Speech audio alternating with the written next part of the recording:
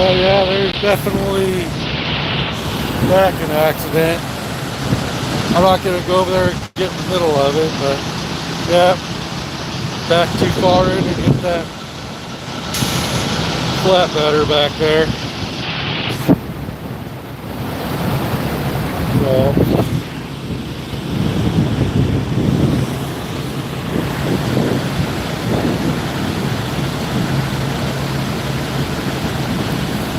oh well.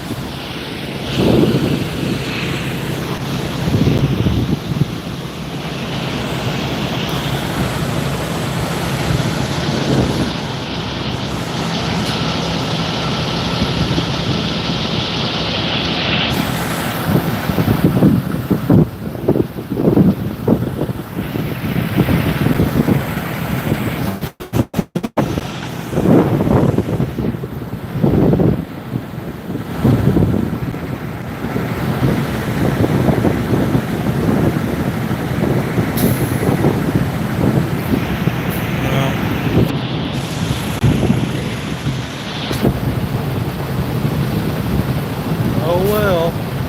Happens to everybody at some point.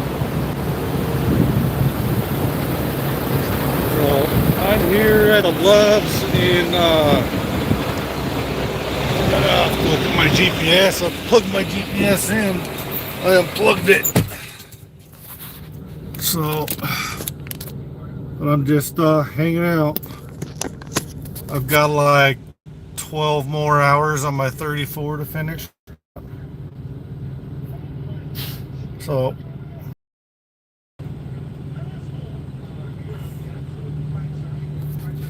my window is definitely dirty. I'll get that taken care of before I take off tomorrow. Let me plug my GPS in. Let it come up.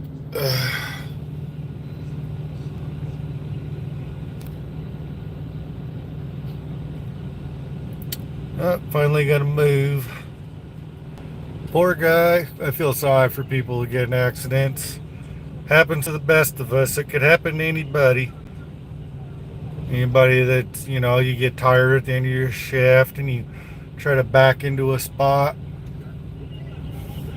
All I can say is I'm glad it wasn't me, but feel sorry for that guy. I don't know what he did wrong, but surprised he didn't wind up hitting that truck right there too. He's a pretty sharp angle there. It really sucks. Hit an oversized load. Yeah, that sucks. So it gets over with. So it is what it is. Let's see, let's get some more light in here. Let's see, sleeper, ambient. It's hard to get really good.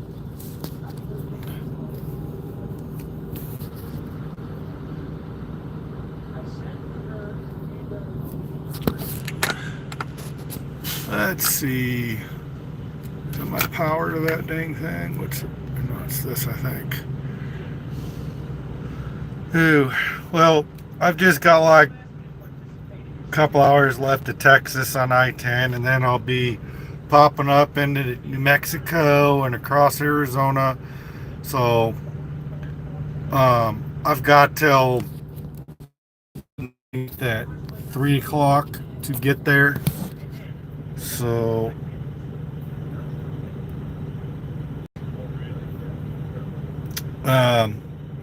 let this thing coagulate. But I'm at a Love's on I-10 in Texas, and as soon as this thing gets done recalculating, since it just started up, I had it unplugged because I was using it for using my Road Pro to cook some food earlier.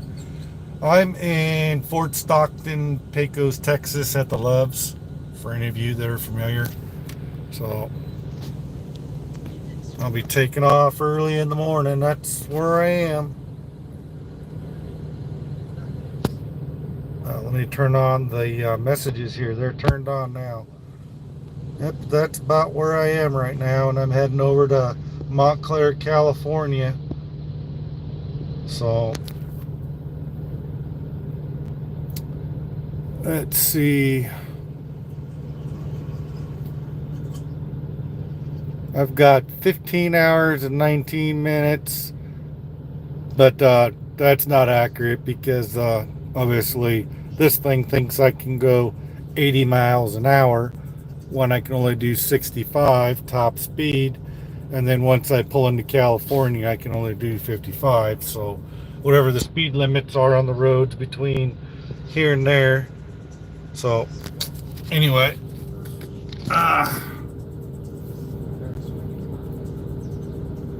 so let me grab my drink here. So how y'all doing?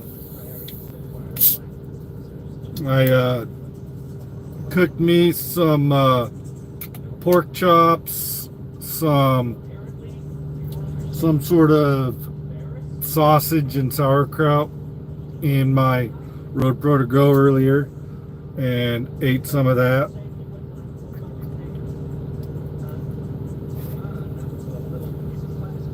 And earlier I finished that stuff I did a video of, where I did that video where I made a whole meal in the Road Pro with green beans, steak, mushrooms, potatoes, whatever else I put in there. But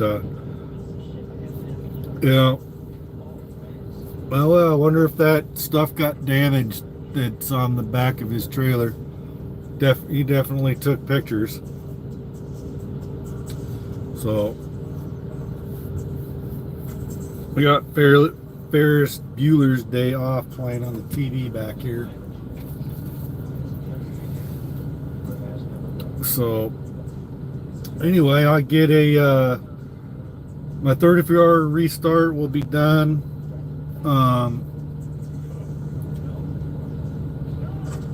Let's see, go back here.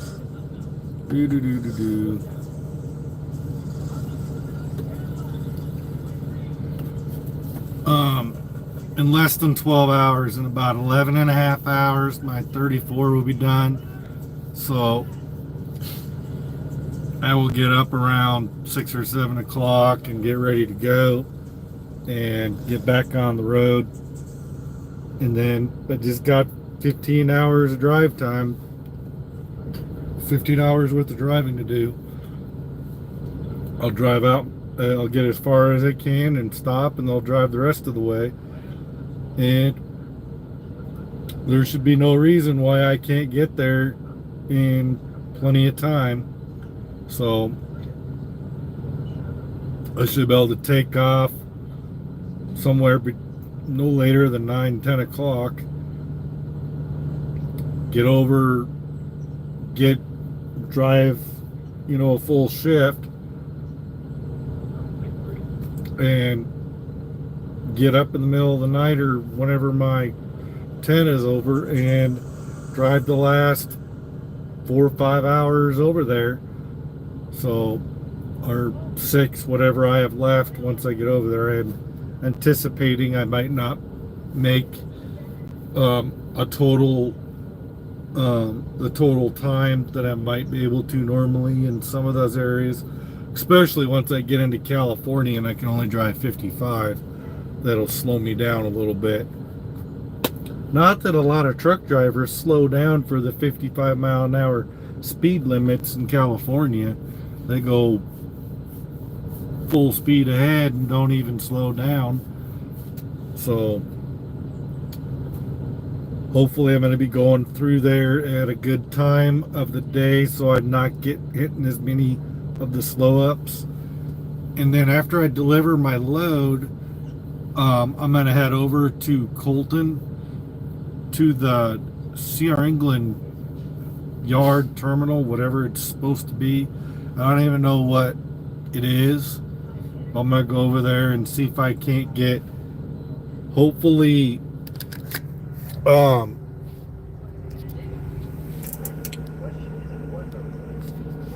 this inverter installed. If not, I'll have to get that piece of crap, whatever they're gonna make me take, and then make payments on it. But I bought this, and I'm hoping that they'll just install this one, and I'll have more power, because I think they're only giving me a 1500 or 2000 one. This one's a 3000, so we'll see if I don't get that. So yeah, that's pretty much what's going on. I'm probably gonna try to get up and take a shower early in the morning, get coffee and tea, and get my butt rolling out of here. And my fuel stop is in Benton or Benson, Arizona, and I don't know where I'll be in the scheme of things with my drive shift about that time, but we will see how far I make it. So hope everybody else is doing well out there. Hope you're all being safe and everything. So just thought I'd get on and give kind of an update of what's going on. Probably won't be on too much longer, but depends on how many of you guys come on here. Maybe I'll stay on longer if I start seeing people popping in. So put you where you guys got a lot better view there. So yeah, hopefully I'll be able to get this inverter put in so I can start using my microwave and using this other fridge. I'm doing good, Johnny. I'm just finishing out my 34. Got less than 12 hours to go. But if you go back and catch this on the replay, the beginning of this live feed, I recorded this oversized straight across from me got backed into by a Prime, and I recorded some of it. They backed right into whatever cargo he's got on his flatbed. So that was the beginning of this live feed for those of you that didn't catch the beginning of it. So go catch that. Not that it's that big of a deal. I mean, you see people backing into each other all the time in the truck stops. It's just normal. Oh, I need to keep you guys over here where the lighting's better. So so I wish there was a light like right here that I could turn on. And there's no light right here. I might have to get one of those stick-on lights to help with lighting when I'm doing live feeds. So yep. I don't know, it's a Prime driver. Oh, they're trying it again. Let me get my... Ooh. Same driver, they're trying for the... There we go. There we go. That's the same... I think that's the same one.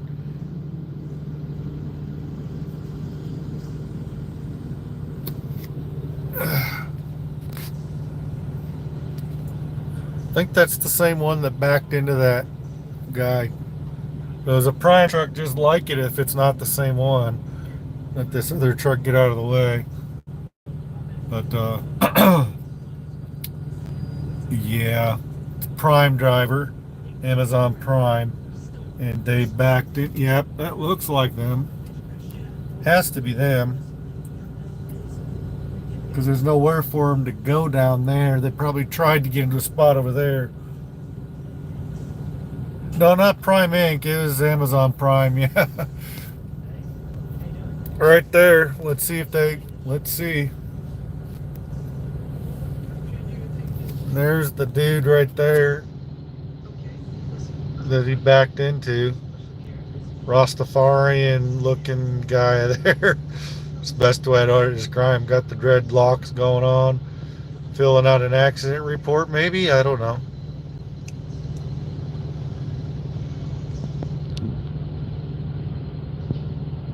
Can't see them very well. Come on, let's get the video. Whoa. So,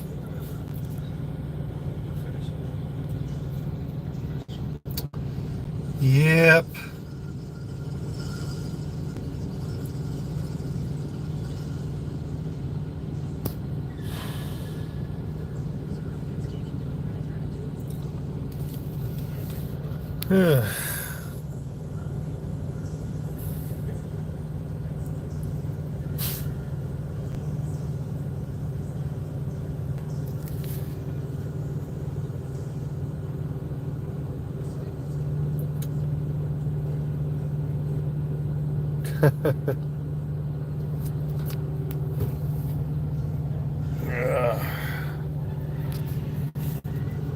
It's always a little bit of drama at this time of night at the truck stops.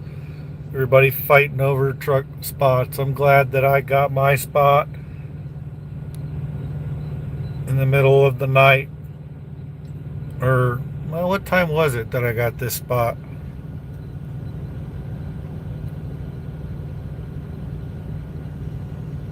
It was after 11 o'clock last night. Need to clean my windshield, something fierce. I'll get that when I either before I leave, or I'll just wait and pray for a rainstorm. Definitely not going to use my wipers and just smear all that bugs all over the place. Yeah, they are. 34s are kind of stupid. I don't know why that has to be 34 hours that you got to sit. Maybe 24, maybe, or 12, but whatever.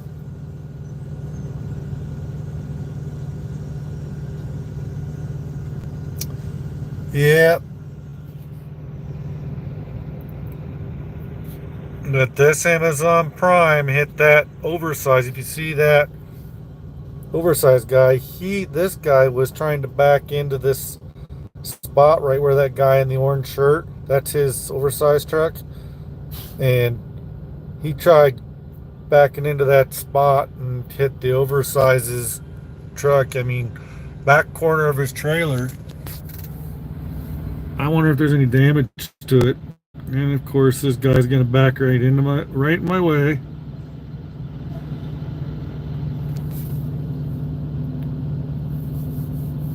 Come on. They're all gonna fight over spots. I'm just glad I'm in a spot. I got it. I'm not leaving till in the morning. Yep. It's prime time parking. It's that time of the night where everybody's trying to find a spot to sleep for the night. It's the worst time of the night, worst time of the day or night to look for parking is at this time of night. Always look for a parking spot early in the afternoon, morning, or after 11 o'clock at night, or better yet, the later it gets, the more into the wee hours in the morning past midnight, the better, because then more and more. This guy's gonna do it again. Look at this.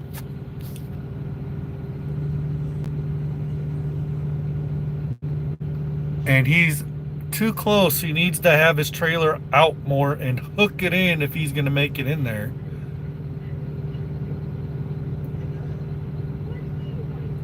He better do something there, because he better start cranking that wheel like right. Maybe that one truck on this driver's side is in there pretty far. Must have a shorter trailer because he's in there further than most of the other trucks, so he's got that advantage helping him out.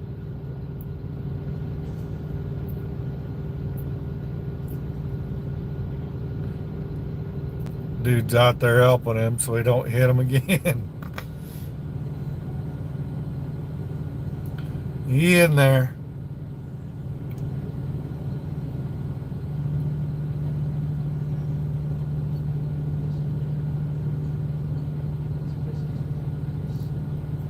Looks like an owner operator pulling Amazon Prime. He don't look like an actual Amazon Prime truck, but the trailer's Amazon Prime. We got F and A here. Gate Caddy-way or Gatey-way. I can't read that. Let's see. What is that? Gateway Express. All right, come on. Zoom back out.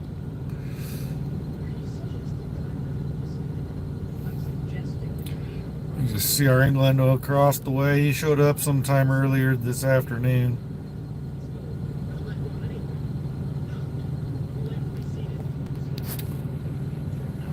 Ew.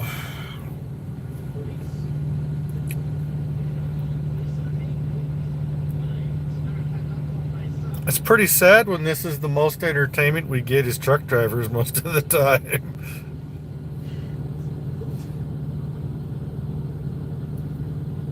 We just hope we're not the ones creating the drama. This guy's gonna try to back on the other side of this dude.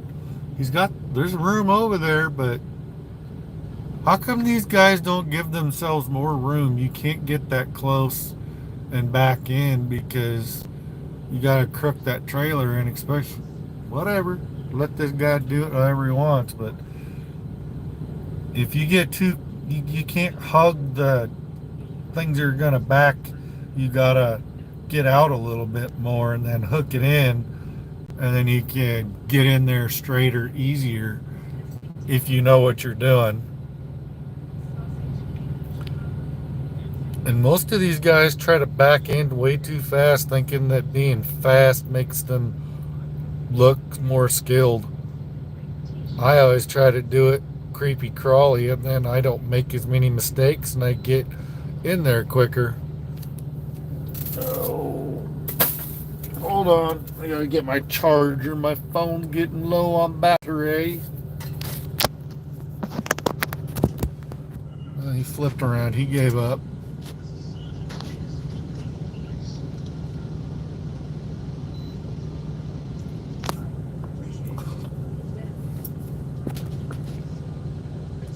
Hot shot down there, backing in. Oh, he's decided he's going for a spot down there, I guess. Maybe there's an easier spot. Well, now he's way too far out away from whatever spot he's trying to go for. But maybe. Truck's been running great.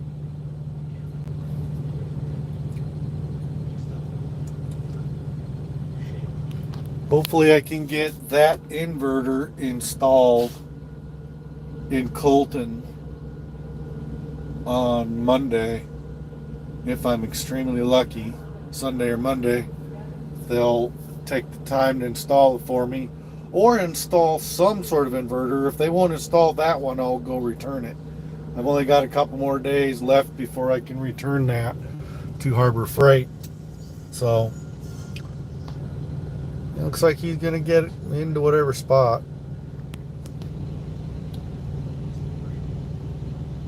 I think the main drama's over with. So, yeah. It is what it is. Fuel islands all clogged up as usual. It's a Love's. It's one of the... Love's is always busy.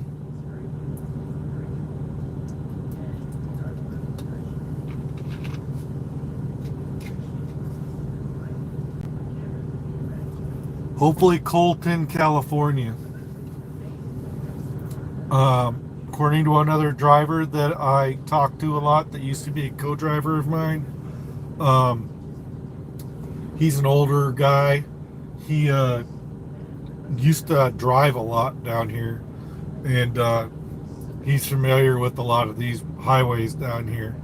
And he told me that Colton, Iowa isn't too far away from where I'm delivering in Montclair, California, which is close to the Ontario area where those TA Petros are.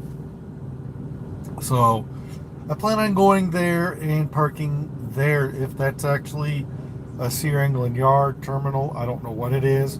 I just know it's a place that hopefully has people there that can install this.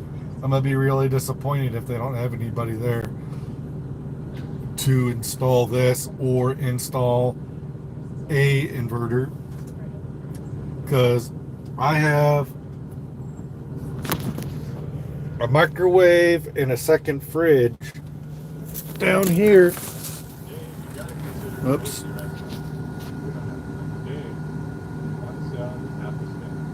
Oh, you've been there? Do they have mechanics there?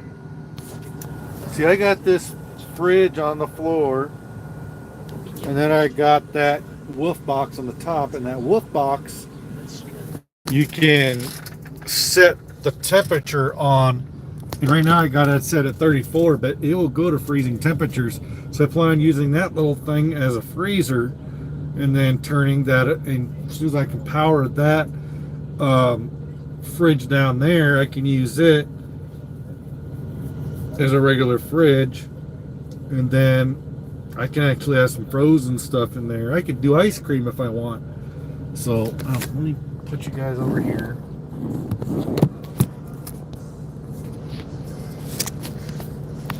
Something like that.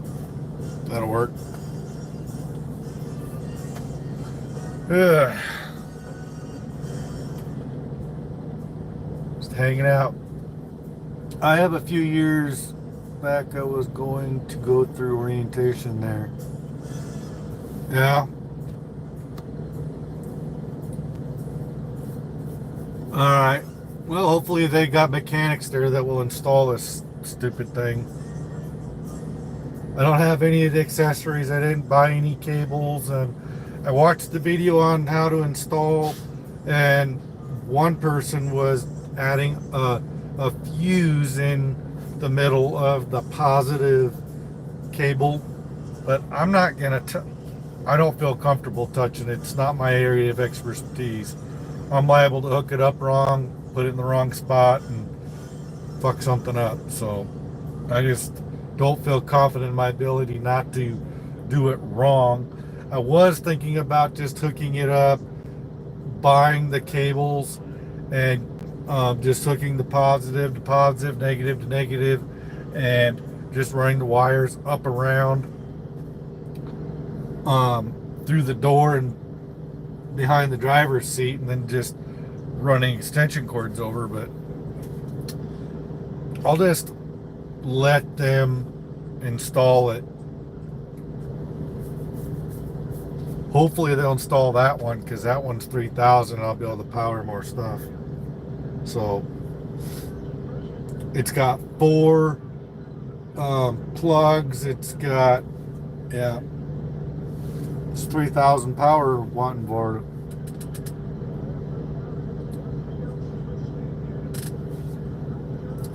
So yeah,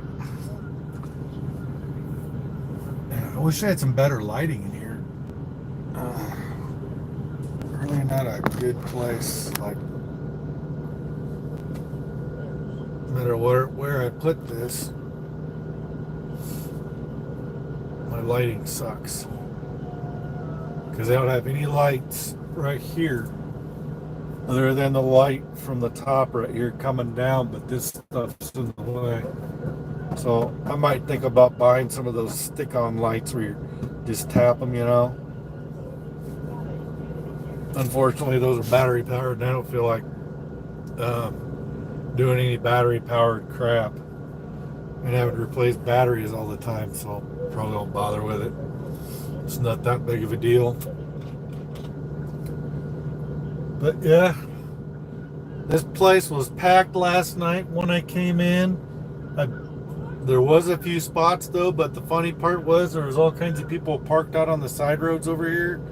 But there was like 5 spots at least that I spotted just looking for the spot I found.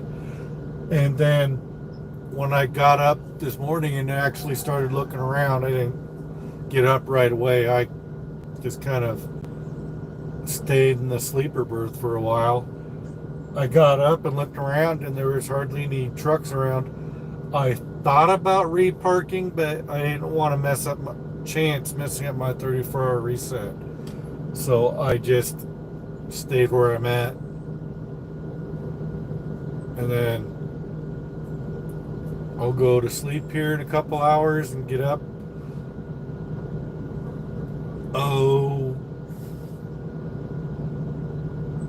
22 hours and 56 minutes into my 34.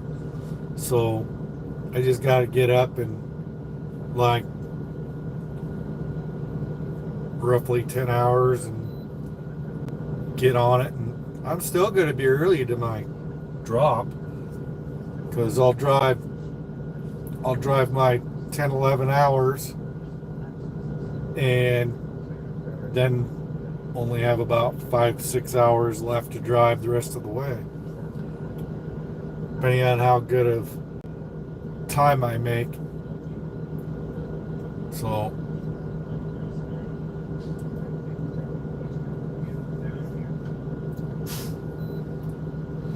yep,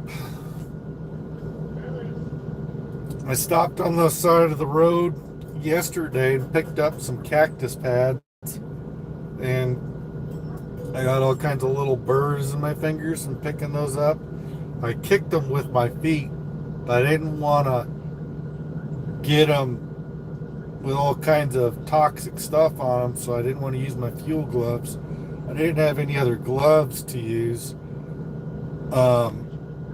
So I threw them in a plastic bag and I got them down here on there. I'm going to probably cook those up and prepare them and try those. But I got to take a blade and scrape down and scrape all the little needles and burrs off them, or whatever you want to call them. It's not the big ones that are the problem, man. It's those little tiny ones all over the dang thing that get right into your skin. I still got some left. I'm still feeling some of them in my skin and my hands. But they're slowly working themselves out. So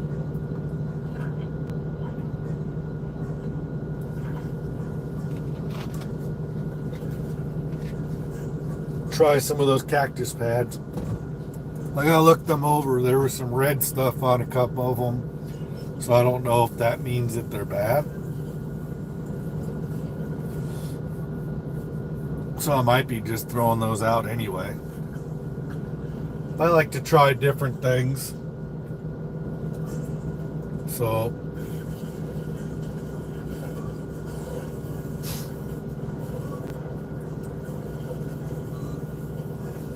yeah. Well, all the excitement went away.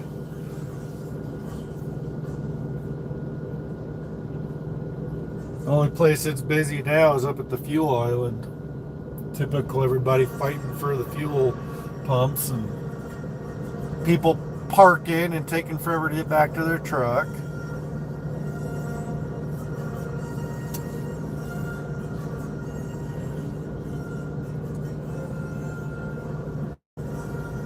Guys parking in all kinds of creative ways.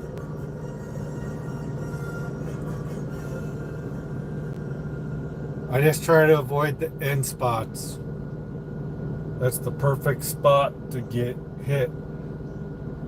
Let's see, the only spot I see from where I'm sitting is straight across from me next to that oversized where that guy almost tried to go for it. It's the only spot I see available is right in front of me. Right there.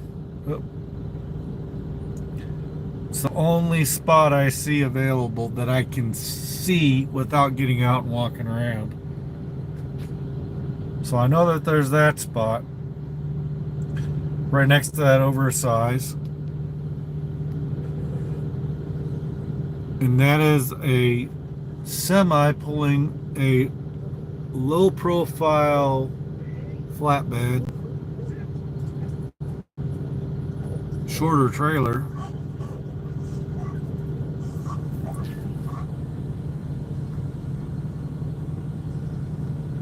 Carrying whatever on the back. But let's see, does this guy have things sticking out? Not really.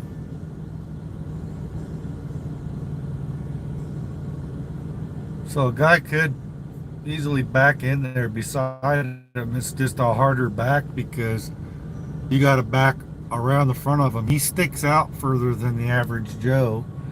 He makes everybody else look like they're shorter trucks, but in actuality, he's got a longer trailer. He's got an extra set of tandems on the very back there, so he's an extra 10 feet longer than the average truck.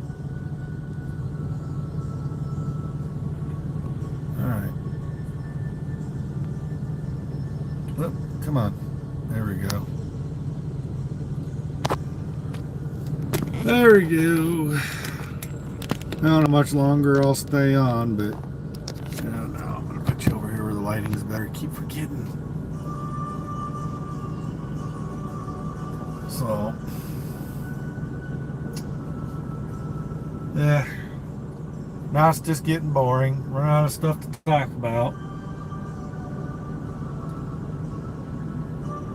All I know is I'm gonna have to get off here and go shut things down and try to get up early in the morning. I think I'm going to take a shower, get up, take a shower, or I'll wait and take a shower in Benson, Arizona. I don't know which one I'm going to do. But I'm definitely going to get up, get coffee and tea before I get on out of here. Depends on what time I get up. If I get up with a couple hours to kill early in the morning, I'll run in and definitely grab a shower before I take off, because I definitely need to shower. And then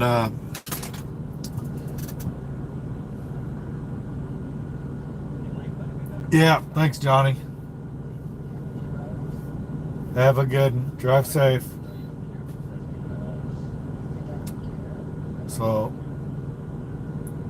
gotta keep trucking.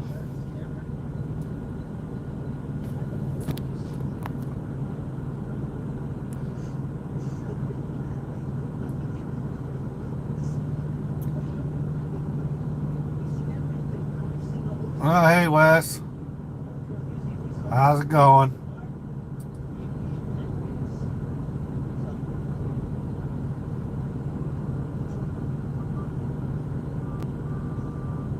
Yeah, the only problem is that when the truck shuts off, well, back there I stay cool. Up sitting up front, it doesn't get as cool. So right now I'm sweating just a little bit. But when I go back there, it's all comfy back there because I got the air from the EPU running back there, and that keeps it cool back there. So I've been learning to keep my drapes closed. It helps contain it back there. Yeah, but I'll definitely get a shower here soon. I definitely need to get one. I try to take one at least every other day, depending on what I've been doing and how much I've been sweating and stuff. And being down here in the southern states where it's hotter, you sweat more, so you wind up having to get showers a little more. So yeah, either get a shower tonight or I'll get a shower in the morning. I have a better chance of not getting into a line Yep. I keep I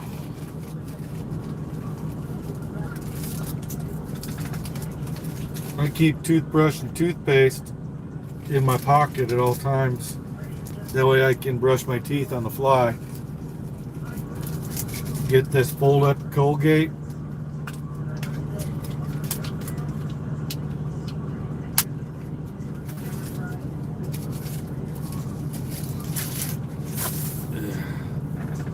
So,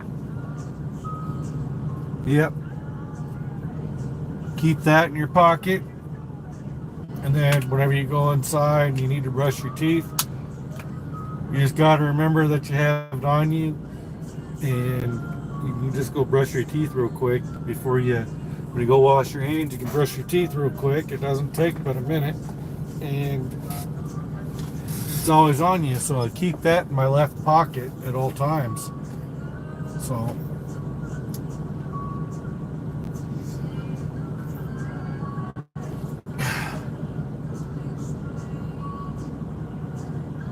yeah, I've never been in the military. I did try to get in, but I try to be prepared. I try to have everything ready, but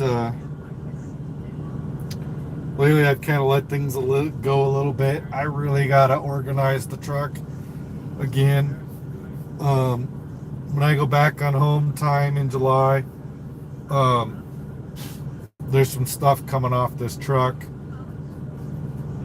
and hopefully I'll have an inverter on this dang truck, and I can go do some grocery shopping and get set up, because it'd be nice to have that thing turned into a freezer, that wolf box, put the temperature down to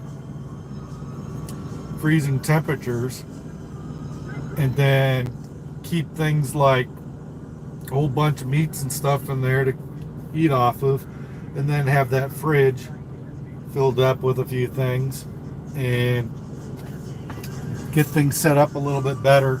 But the strap for the microwave, I need to find a new strap to strap that microwave down. It's not working. It's just barely keeping that TV or that microwave from coming out of that hole. I've tried to play with it a few times, and the one at Bay and Bay I had to redo, and I was able to get it to work, and I even wound up tying it around the thing so that it would stay. But I'm having trouble finding a good solution to keep it tied down so it doesn't come loose, and it just keeps coming loose, and it won't. The thing that's supposed to flip down to lock it in place isn't working. It's like a cheap version of a strap, so I need to figure something else out.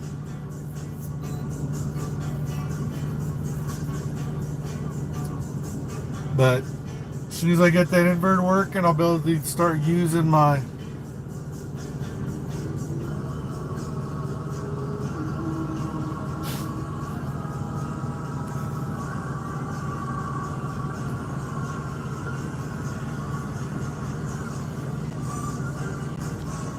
yeah.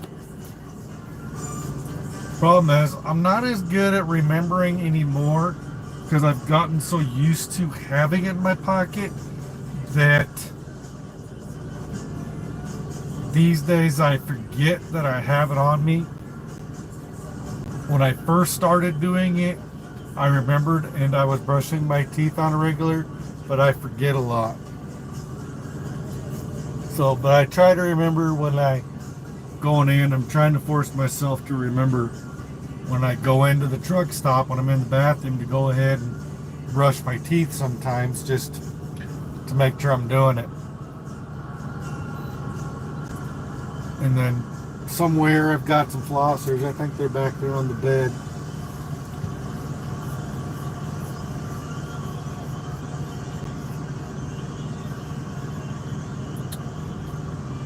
More people coming in looking for a spot to park. There's one spot left.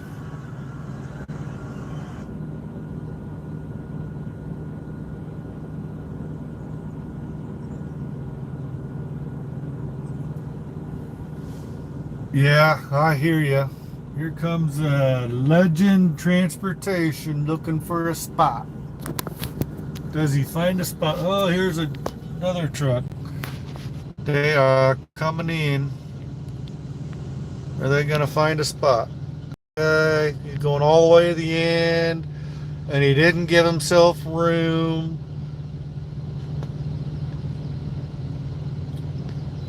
You didn't give yourself enough room to flip around, dude. There's no room back there.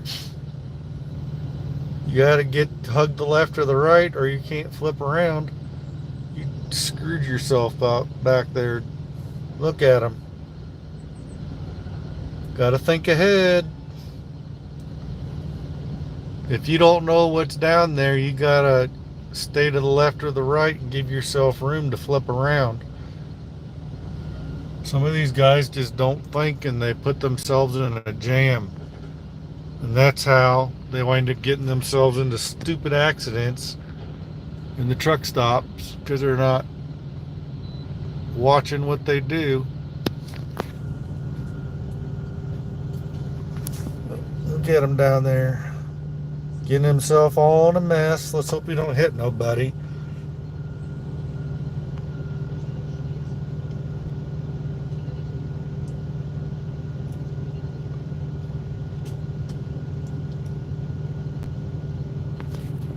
You have this guy here.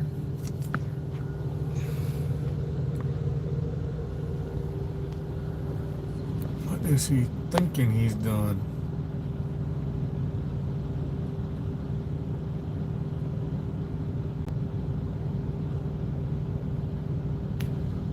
All right, thank you, dude.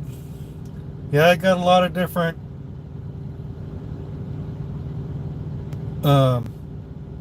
I got a lot of different videos related to trucking. I've got a second channel.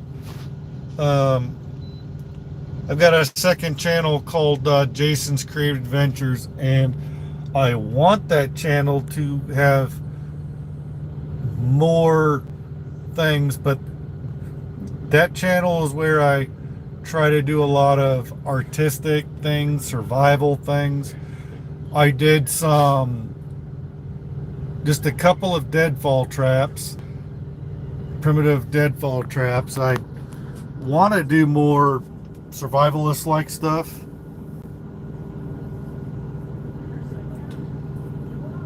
And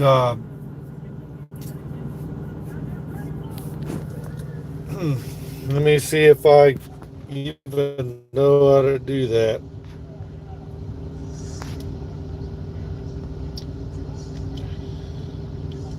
Let's see here.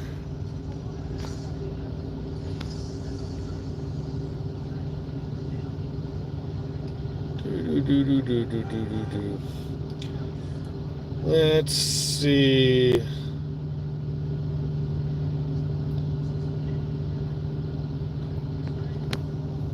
I don't know if I know how to do that. Let's see.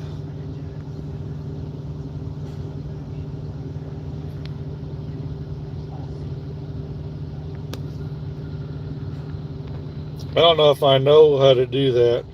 I know when I'm editing or when I'm uploading YouTube videos on my laptop, there's a way of putting a link in my videos. So I've been putting a link to my daughter's channel because she has her channel, but she's only got like 8 or 9 videos right now of her playing.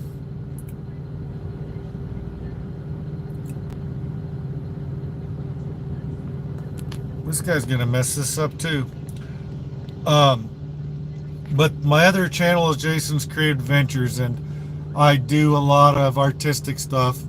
One of my last videos was me making some leather van bracers.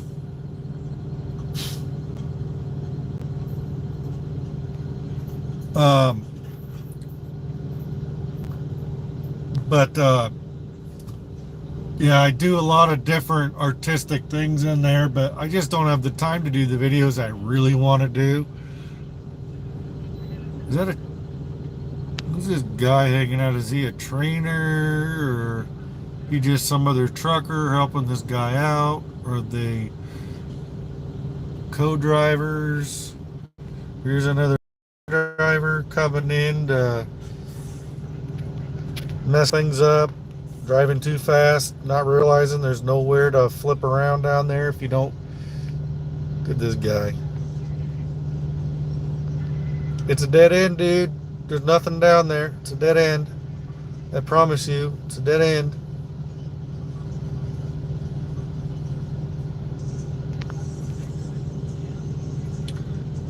Anyway, I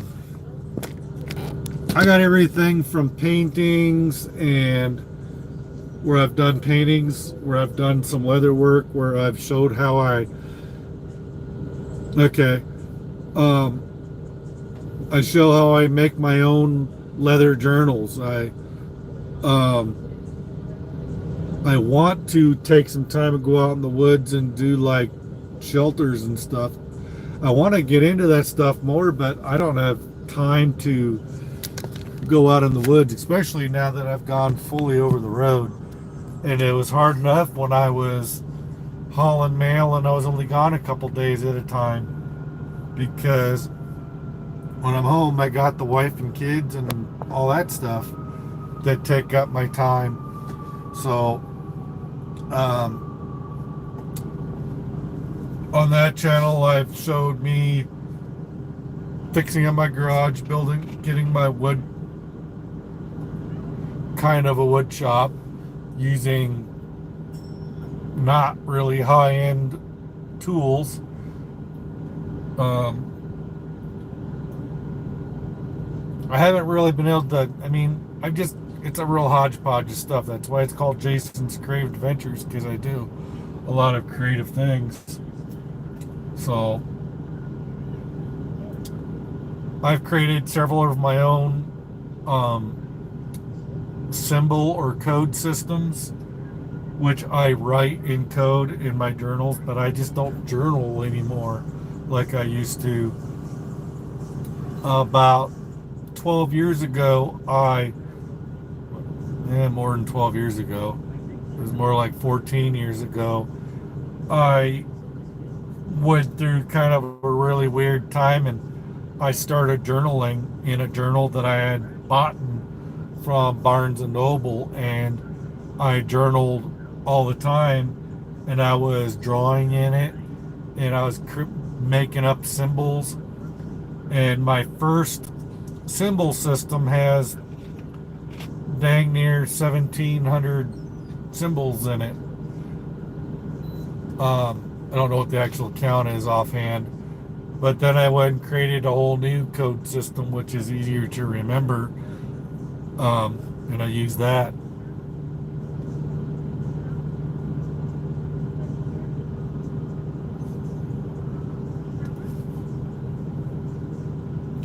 Yeah, I just hope I can get into it before I'm too old to really enjoy it. I like watching, I've watched all the Alone seasons, and for some reason it took me forever to get through season 10. It took me forever. The first several episodes, I kept trying to rewatch it, and I got bored for some reason and wound up going and watching something else that I was more interested in. For some reason, season 10 just took me forever to finally do, and then I finally did, and now I've binged watched it all the way through several times, and then I just binged watched all the seasons again here recently, and then Naked and Afraid and that stuff, and then there's a Alone, the skills challenge, which was pretty cool. Different contestants from the different seasons were on there challenging each other to do different challenges and skills.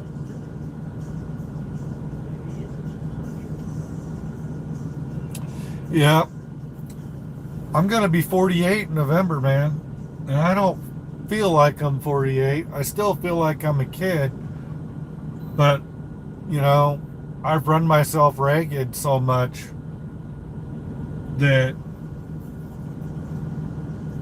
shoot, I can't run myself into the ground the way I used to. I have noticed that I have to lay off a little bit.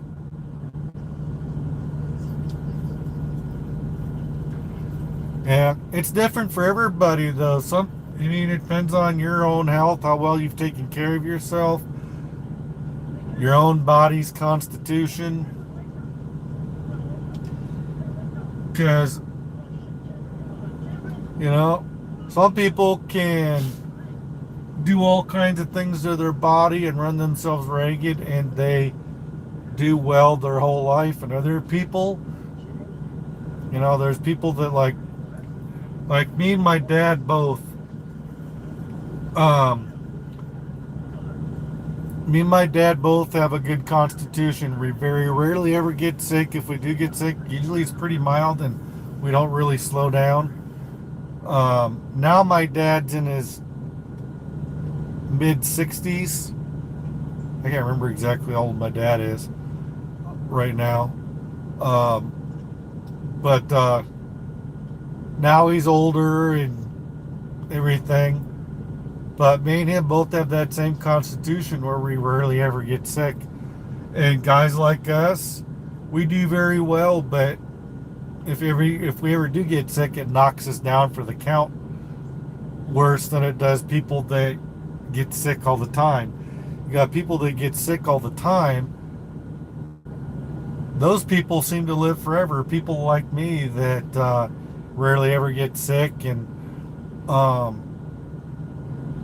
pretty much just keep going all the time and do very well for myself.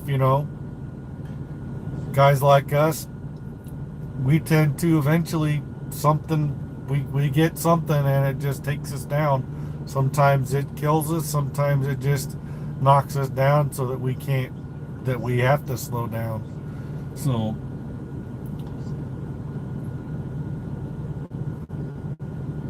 my ex-boss from Alan Ritchie, I still talk to him. I just talked to him yesterday or the day before, and he's in his early 60s or something like that, and or mid 60s, and he's been running himself ragged for Alan Ritchie for years.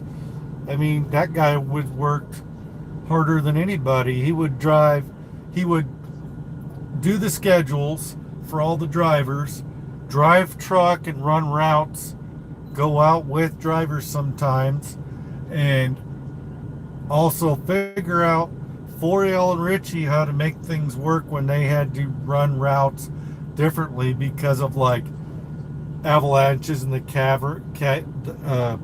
canyons in Colorado and stuff. He'd figure out how to redo things so that we could keep going, because them back there at Alan Ritchie were having trouble figuring it out.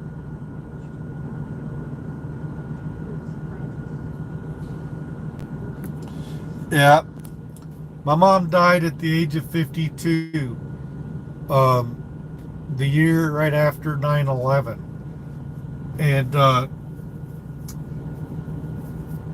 she was born with a hole in her heart. She had mild diabetes. She was overweight. She had high blood pressure. She was had a bad knee, and she passed away. I had gone to see her in England the first time back in 2000. I came home and was doing other things, and my parents, for 3 years right after I got back from being at Sear England the first time, they were driving for Swift as a dedicated Sears account for about 3 years roughly.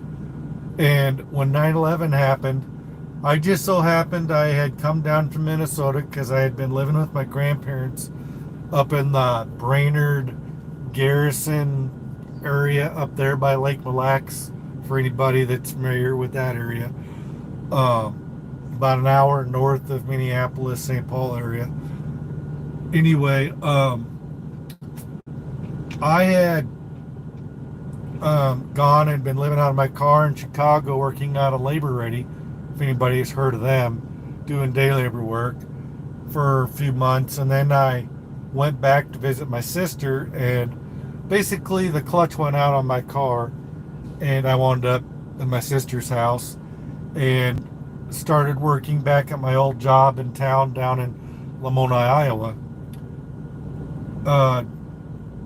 It was basically just a couple weeks after I started living there when 9/11 happened, and my dad and mom were driving away from New York on one of the bridges, and my dad said he saw one of the planes hit one of the buildings in New York, and within a week they had gotten off the truck, and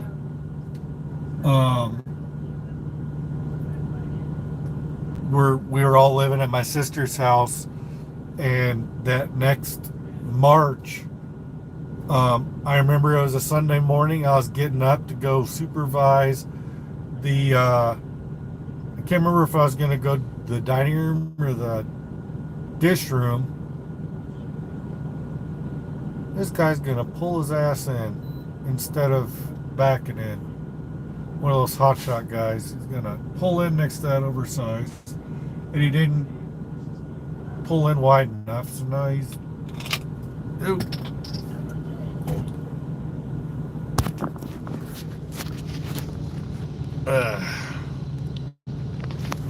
See this truck get... Oh yeah, he didn't turn wide enough to get in there. So now he's all jacked up, so now he's gonna take a while to get himself fixed. Yeah.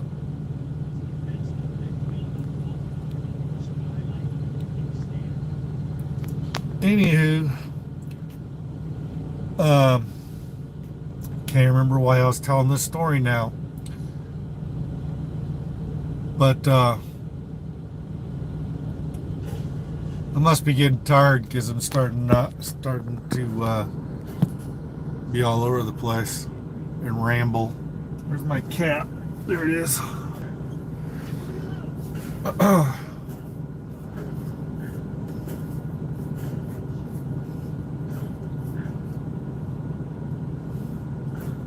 Dude should back in, but whatever.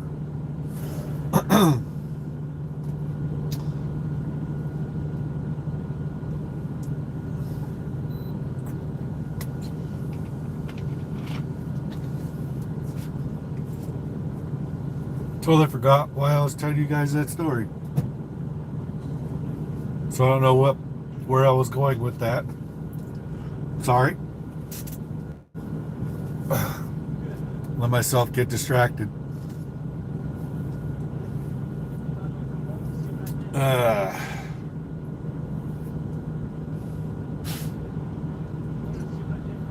But yeah, I do want to get into the more of the survivalist stuff. I got my camping gear on the truck.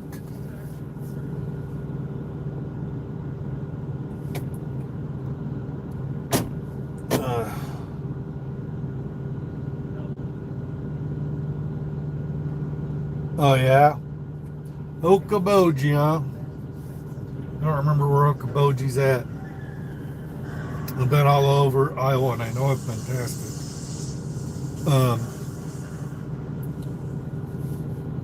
But yeah, I was staying with my sister before my mom died, and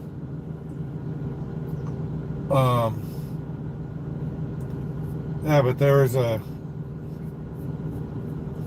don't remember why I was telling you guys that whole story.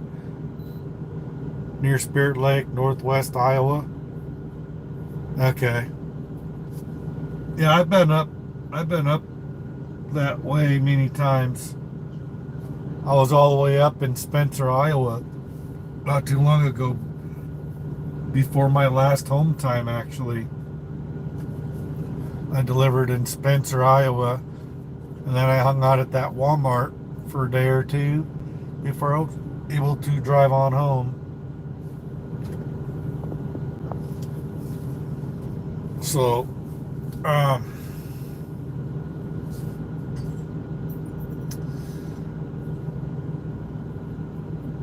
but yeah, my parents jumped off the truck after working for Swift for 3 years, and we were all living at my sister's house. She passed away that March of that next year, right after 9/11, and I didn't make it to work that Sunday morning. I was going to go in and supervise the dish room or the dining room at the college cafeteria, and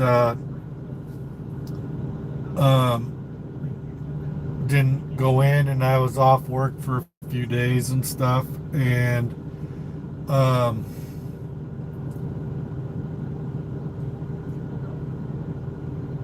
it took me a bunch of years to get back into actual truck driving. I wound up doing some stuff through Labor Ready, and that's how I was able to get into doing some local stuff around Iowa. And then eventually I went as a refresher. I mean, I was doing all kinds of oddball stuff for temp agencies and stuff, and still driving trucks. Sometimes it was a straight truck, sometimes it was a semi with a trailer. And I wound up going as a refresher student to CRST with one of my girlfriends in 2011 or 12. And got back into it, drove for CRST for 2.5, 3 years with her, and then drove about 5, 6 months with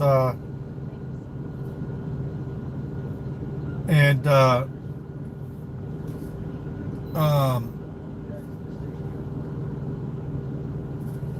drink one for me, all right. um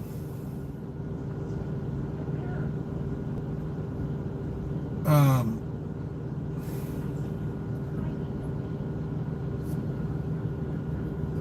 And then I had the guy I still talk to that was my partner at CRST after I broke up with my girlfriend on the road.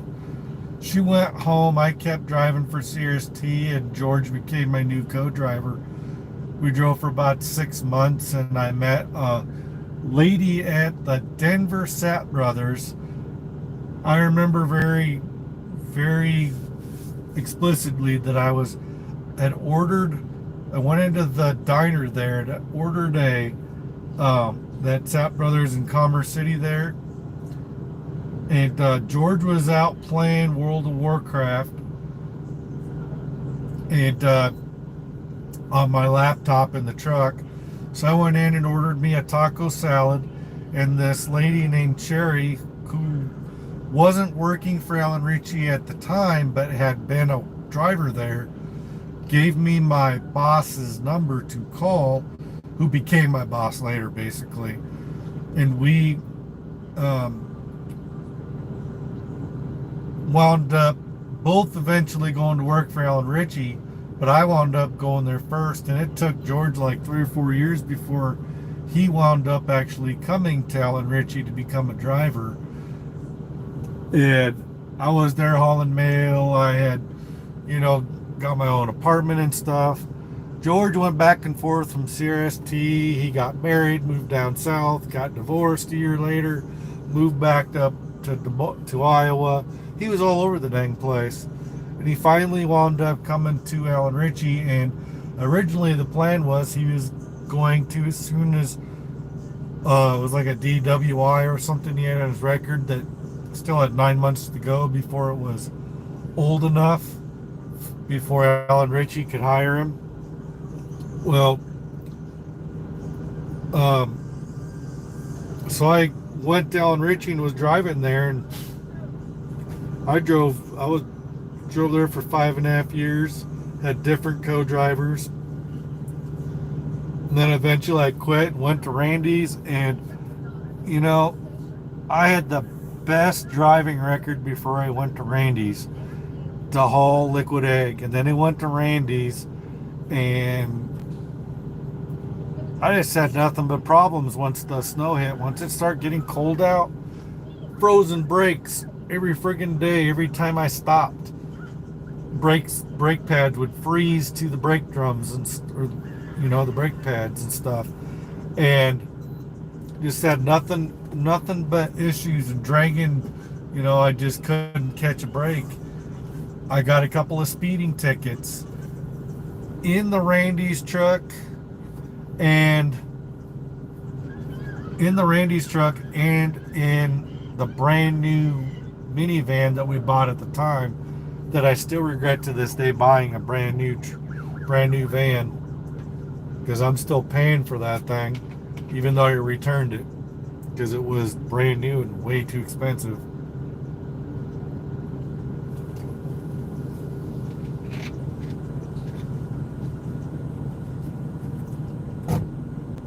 But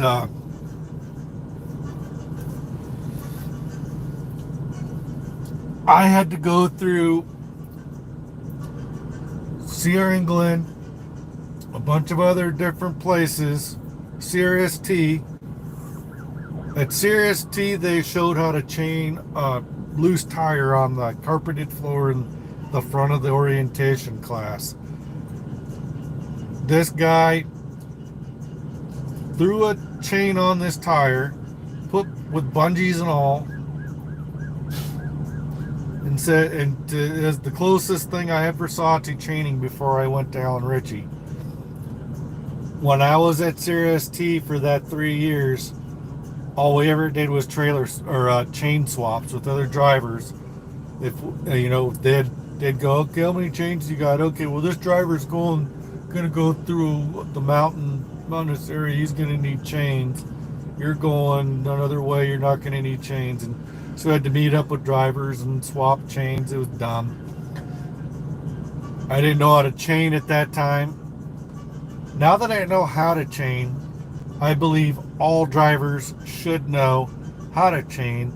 And I have videos on this channel of how to chain. And my best video is an example of how to chain up.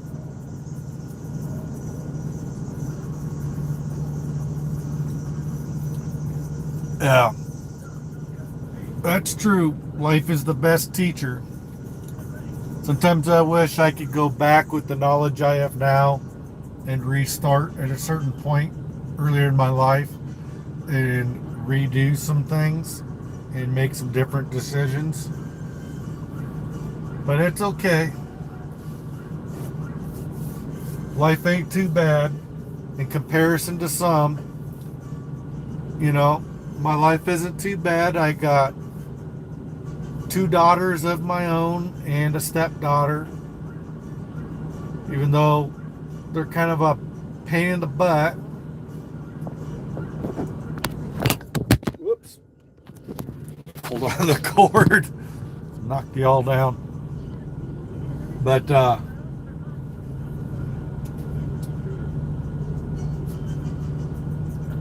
all in all, in comparison to a lot of other people's lives, I think I got it pretty good.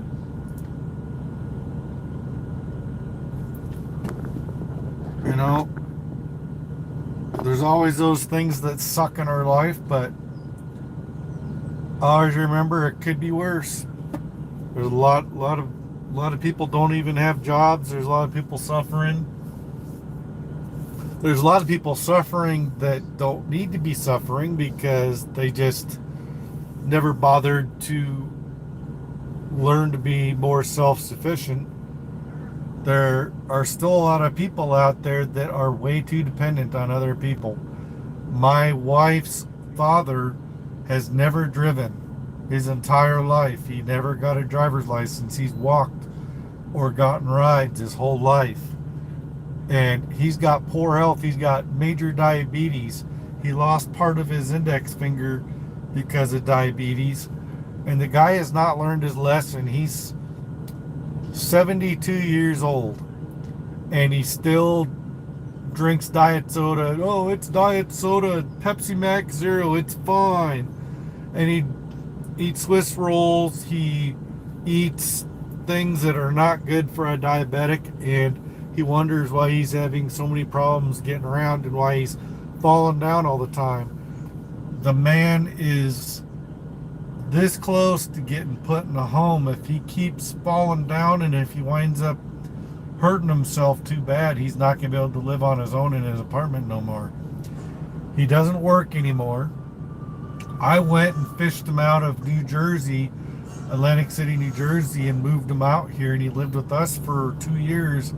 And then when we tried to move out of our house, and I was too backwards on it, and I moved us out. We moved into a condo a couple blocks away, and I tried fixing the house up the best I could to sell it, but I wound up being too backwards on it. And because of the last loan remodification I did, it really screwed me over. I really got messed over on that deal, and I'm not sure what to do about that. But anyhow,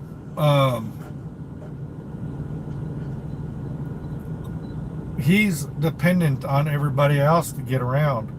He no longer can go on long walks anymore.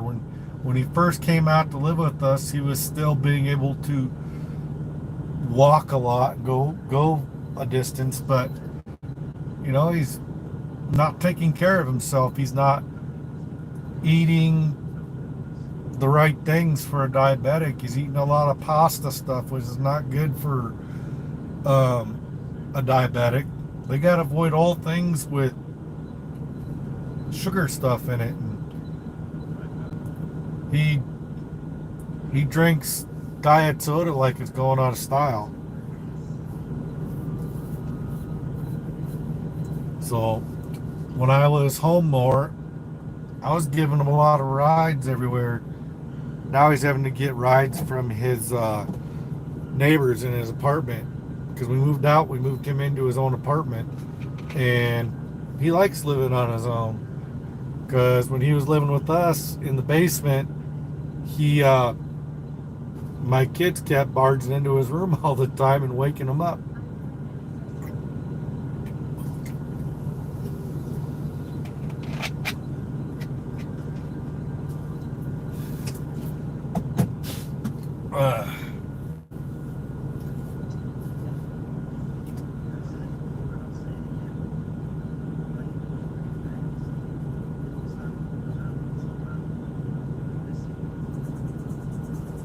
Yep, diabetics are stubborn. I'm on the borderline, and I gotta get off the soda kick. Soda is my worst downfall. And a couple years back, I did hard keto. I was very strict keto, hardcore. I didn't have any. Your dad can't get to the kitchen, that's what saves him? Yeah.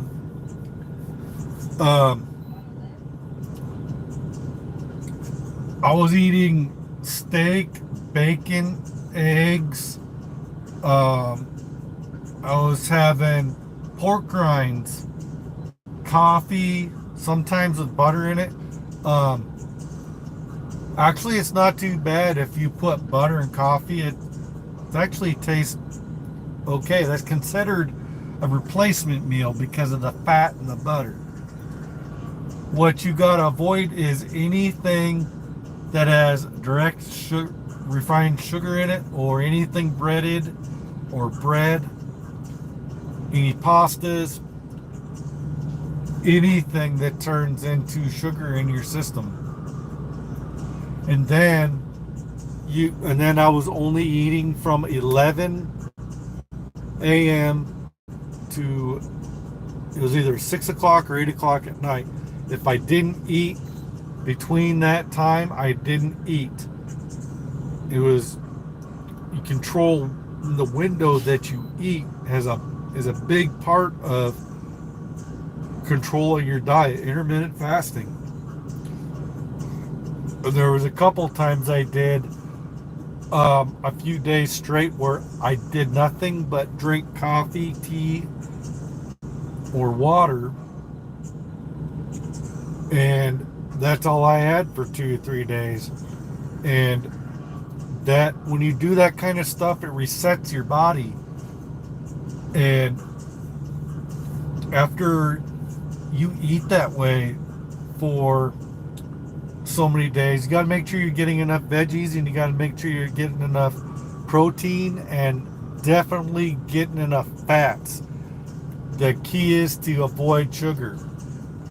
No milk.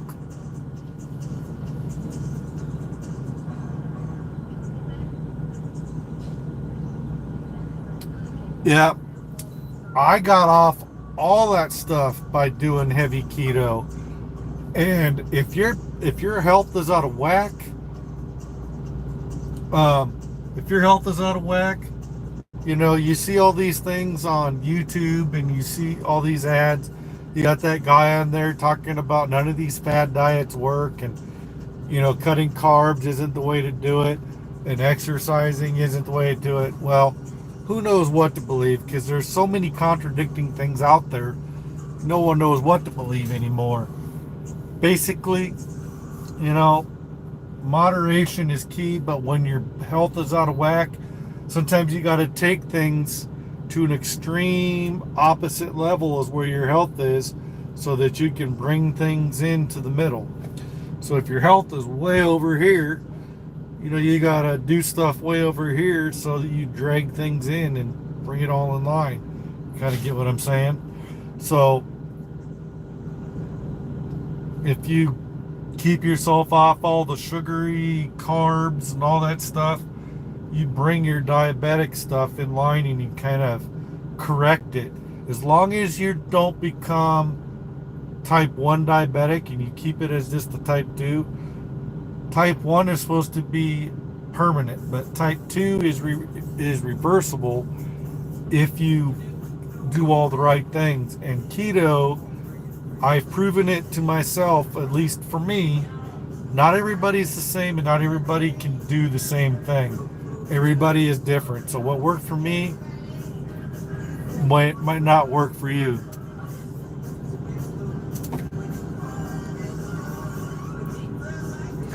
Yep. You want to get that under control, buddy?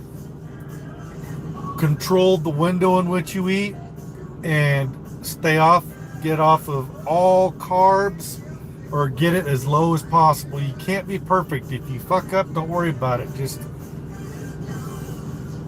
go forth doing the right thing. Don't be hard on yourself if you wind up eating something that don't good. But do it how you're comfortable. But lower your carb intake. Anything with sugars, anything with breading, any pastas, any dairy, kick all that as much as you can out of your diet. Stick to the proteins, meats, the proteins, the veggies, the non-starchy veggies. Avoid potatoes, avoid pastas and stuff, and control the window in which you eat every day. Like I used to only eat between 11 and 8 every day, and if I didn't eat between that time, I didn't eat. And I would just drink coffee, iced tea, and water. I did not drink juice. I looked at every piece of fruit as a piece of candy. I looked at it as pure sugar, because it is sugar. Anything with any type of sugar in it, kick out of your diet.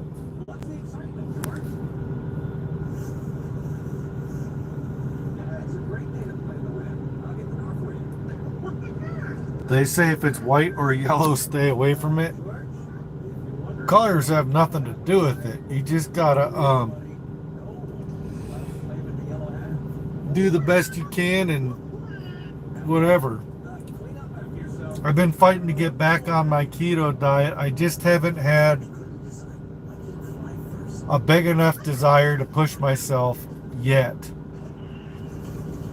Because when I was on keto before, I was very strict, and my wife was trying her darnest to get me to eat things because she goes, I can't.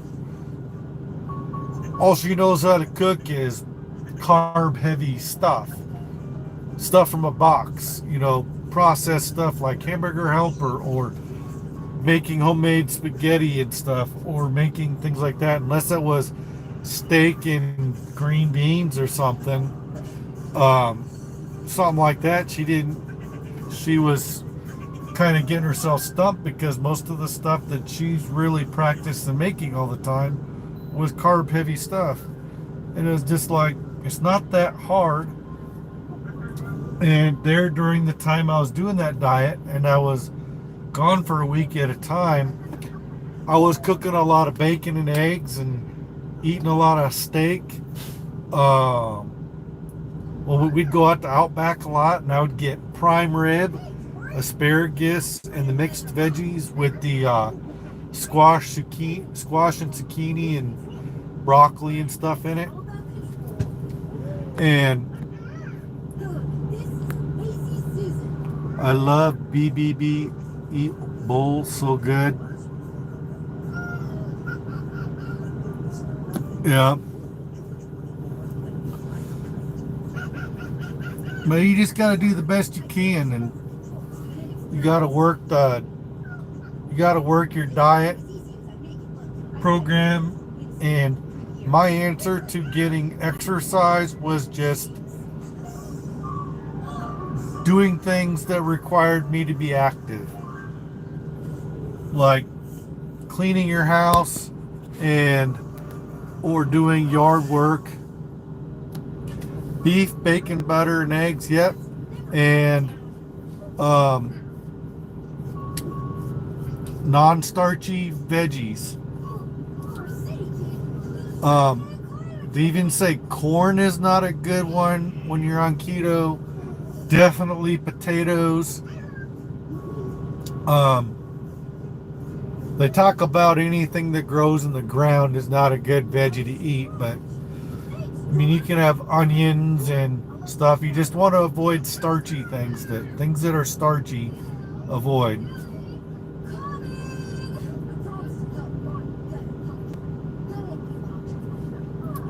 Yep. Watch a guy called Ken Berry, MD, or who's the other guy? When I was really heavy into it, I was watching people on YouTube. Candy Berry's a good one. And then without taking myself off the live feed, I can't go look it up, but I'm trying to remember the Eric Berg, Dr. Eric Berg. And there's not the only one, but I was watching primarily those two guys. They're both doctors, and they kind of contradict yourself. It's good to watch different people who have a slightly different take on things, who don't agree on everything, and one guy's a lot stricter than the other, and they don't exactly agree on everything. They contradict each other. Yep.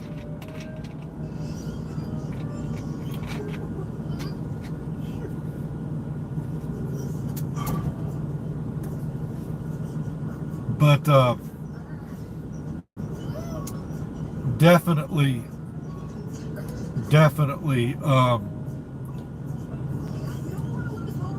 the best thing I can do for myself is to get back on keto and eat that way. And it hasn't been easy, but you know what? Keto is not hard to do. People think that eating a keto diet is a lot harder than what it is. You just don't eat those things, and there's plenty of stuff that you can't have. So when I actually truly get back into the right, when I actually force myself, because sometimes you gotta force yourself to do things. You gotta Stop making excuses, and you gotta force yourself to do stuff. And after you do stuff for a while, it becomes second nature. When I got far enough into the keto diet, I did it for a full year, guys. And it was my lifestyle. And I was stubborn. Everybody was, trying to go, oh, just eat this, man. And just like, I would look at a piece of fruit like it was poison. It was like, that's sugar. And I'd look at anything that had any type of sugar in it, especially if it was something processed or breaded or bread. I would look at it like it was poison and be like, I'm not doing it. I'd act like I had an allergic reaction if I would eat that.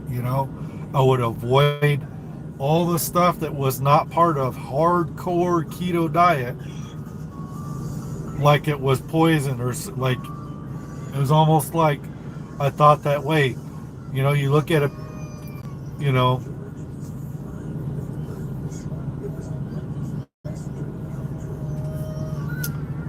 if you're eating the right kinds of foods, you will get full quicker. You won't be able to eat as much food because stuff that is actually good for you fills you up quicker. Meats like bacon and steaks and pork chops and eggs and that type of stuff and veggies, that stuff fills your gut up, and you can't eat a lot of it. Junk food, the stuff in junk food sends signals to your brain and makes you think that you can eat more. And how many times when you're eating all the crappy foods, the stuff that does not fall in the category of keto, like you eating potato chips, or you're eating whatever else, you're eating all the sweet candy stuff, how often do you overeat that stuff, and how much do you find yourself constantly picking up stuff with sugar in it, whether it is a drink or a food, a piece of candy or whatever? How much do you find when you are having that in your diet? The average American is constantly shoving a piece of candy, some sort of junk food, some sort of sugary drink, constantly, like every half hour at least.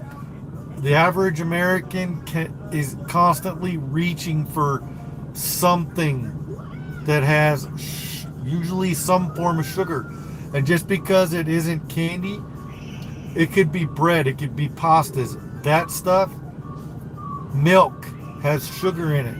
Milk is nothing but liquid sugar with whatever levels of fat in it. That's what milk is. And I never thought that milk had a sweet taste to it until after I had learned about that was liquid sugar with fat in it. And then it was after that I started noticing when I would drink milk, I would notice this milk does have a sweet flavor to it, because it is a form of sugar. It's just a different form of it. But it is sugar with fat mixed in. And if you're having high levels of sugar or anything that turns into sugar in your system tells your body to start storing fat on your body. And when you eat nothing but fat, you eat a lot of fat, you become a fat burning factory. Your body will start burning fat faster than you can eat it. And you'll get full quicker. You won't be able to eat as much because you'll get full quicker. Your stomach will start to shrink because you won't be able to eat as much. You'll have that full feeling more, and you'll find yourself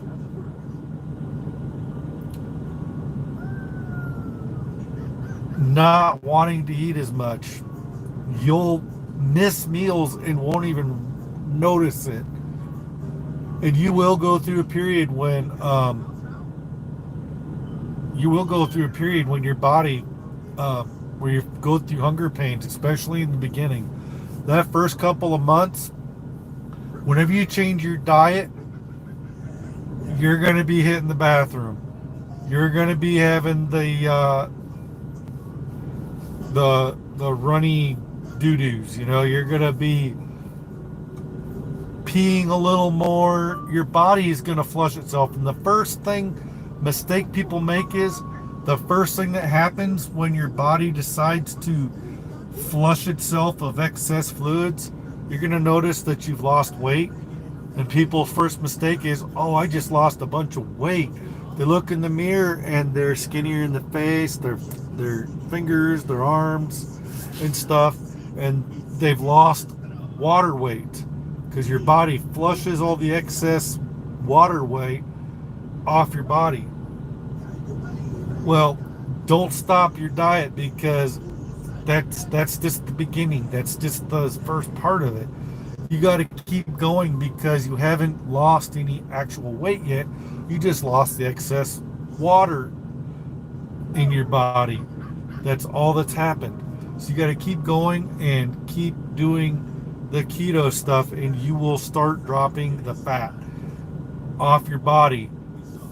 And what's funny is, to lose the fat, you got to eat the fat, because your body will start burning it quicker. Especially if you're not putting any sugars into your system. It's not perfect, because there's trace sugars in everything. Even the proteins and stuff you're eating, there's gonna be some stuff in your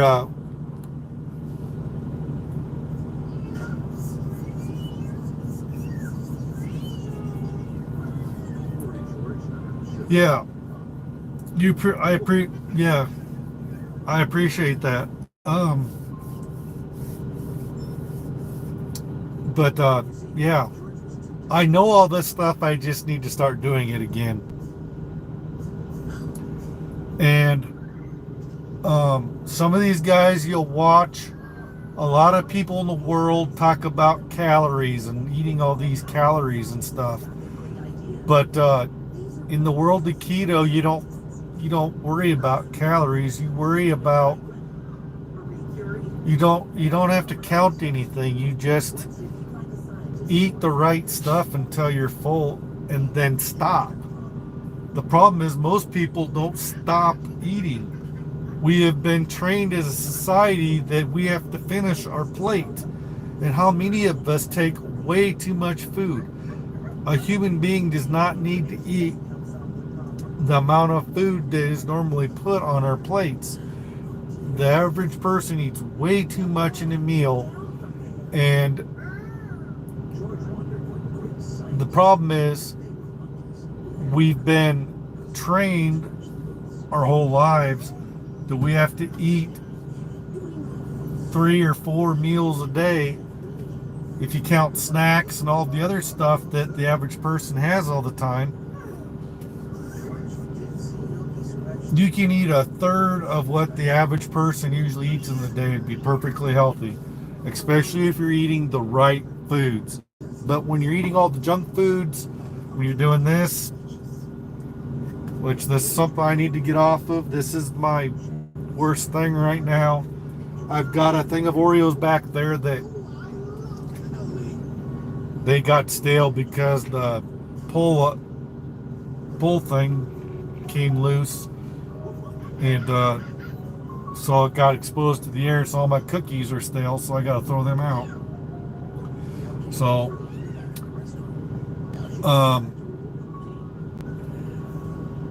but sometime here soon I need to get back on keto, and I think if I can get this inverter on the truck, which I don't need to necessarily have,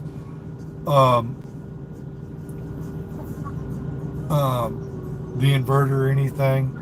I mean, there's really no reason not to just start now, but there's no better time than the now to start doing something that is good for you, to start changing things. My biggest excuse has been I have all this crap on the truck that I have to eat because I don't want to just throw it out. Well, I could just start throwing out the stuff that is against the keto diet. I could get rid of the ramen noodles. I could get rid of the raviolis, which ravioli isn't good on a keto diet. The Dinty Moore stew, only because of the potatoes in it. I mean, it's not so bad. It's not going to kill me to eat the Dinty Moore stews that I do have. I don't even know how many of those I have on the truck. Let's see. Peas are okay, but I've been told any veggies that get mushy, any veggies, if you cook them to the point they get mushy, that they can be bad, which I don't quite fully understand that, but I watched a video once where they were talking about how any vegetables that you cook to the point of being mushy can be start being bad for you in a keto diet scenario. So I can't remember the reasoning why, something about how it kind of turns sugary or something, but or whatever the reason was. It's been so long. It's been a couple years since I watched that video, so I can't remember why. But I think that was either on Kendi Berry's or Eric Berg's channel that I saw that video. And they both have very good videos about stuff on the keto diet and other things you could be doing. I was actually still watching Kendi Berry before COVID started in my area of Iowa. I was doing the Kansas City run on Alan Ritchie after I came back from driving for Randy's. And the guy came on and started talking about the coronavirus, and it was Kendi Berry, and he was talking about it, and it was the first place I heard about it. And I heard about it probably about 6 months before it really hit hard in Iowa. It had been hitting hard in other big cities around the country, but it didn't really hit hard in Iowa for several months later. And I told my wife about it, and she told me, "Don't tell me that. I don't want to. I hope that don't happen." Well, guess what? But yeah, I kind of had a little bit of a warning ahead of time. And I got bumped off that Kansas City run, and I was driving through, I was doing a run from Des Moines out to Brush, Colorado, sitting in the hotel and then coming back. And during that whole hard COVID time, we were fighting a bat of bed bugs in our house that we had to keep having a exterminator come out in our house to take care of. And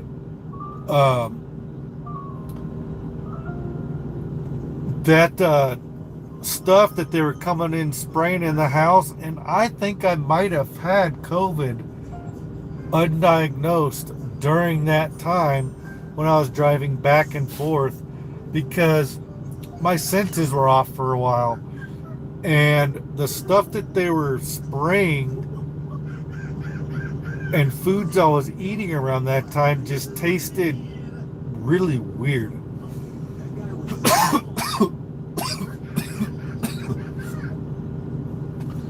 I remembered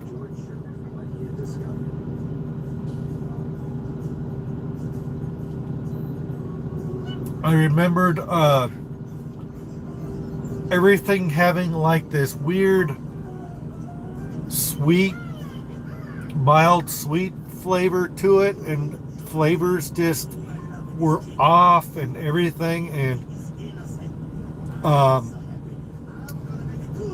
we think that all those bed bugs came from her dad from her apartment in Jersey, and when we brought all his things in our house, we think that they were down on his stuff and they made their way from his room throughout the rest of the house, and they got tracked from him and anybody going in and out of his room, like my kids, and made it to the rest of the house eventually to, yeah, and we had to have them come back several times to finally fix it, and we finally got rid of them. As far as I know, we don't have that problem anymore, and it's been a couple years now. And so, but I think I wound up tracking some of those from me out to the hotel in Brush, and they closed down the room to fumigate that room, and I was in another room. So I kind of felt bad because I think they came from me, but it's all over with now. I mean, that's been several years now, but that's crazy. Once you get those bed bugs, it's hard to get rid of them. And it had to come from him and all his things when they moved him into our house, because his apartment in Jersey was absolutely filthy dirty. He was spreading diatomaceous earth all over his apartment. His apartment was filthy dirty. It was cluttered, everything piled on top of each other. He had multiple dirty electric skillets.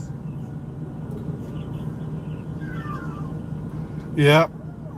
And it was crazy. But yeah. So just the whole timing of everything, we kind of figured, yeah, because it took several months for us to notice that we were getting ate up in bed, and it was almost a year later before we really started to come to the conclusion that we had bed bugs and had someone come out to take care of it. And so we figure over that course of that 8 months to a year, however long it had been since we moved him in, we kind of concluded it had to have come from his stuff. It was the only thing that made sense. It was the only conclusion, because whatever.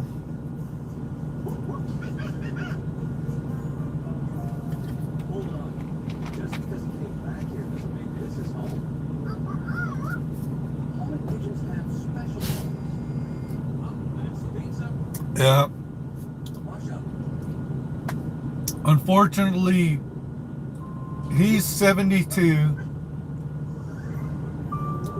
He pretty much has all his mental faculties in place, but his physical body is breaking down. Last time he was over and went and got him, he has gotten real thin. So he must not be eating very well. So who knows? But he needs to go into a home and get taken care of by people who will manage his medications that he's on and manage his food better. But until he gets hurt or proves that he can't take care of himself, there's not a whole lot we can do about it. He's just kind of got to keep living his life the way he's doing, and who knows what's going to happen. Hopefully we don't go over there and find him dead on the floor someday because he hasn't taken care of him. Yeah. Yeah. Now my own dad, he's in pretty good health. He's retired. He used to work his fingers to the bone. Everybody wanted him. He worked on computers like crazy, and the church wanted him, the college wanted him, everybody wanted it. And he's retired now, and he just messes around with chainsaws, cutting down trees. And he had a little bit of a scuffle. He fell backwards and hurt himself a little bit, and was taking pain pills, but I think that's over with. I think he's back doing stuff. But my dad's usually pretty careful, but he's not any spring chicken. I don't think he's quite as old as her dad. I think he's in his late 60s. He's not too much younger than her dad. But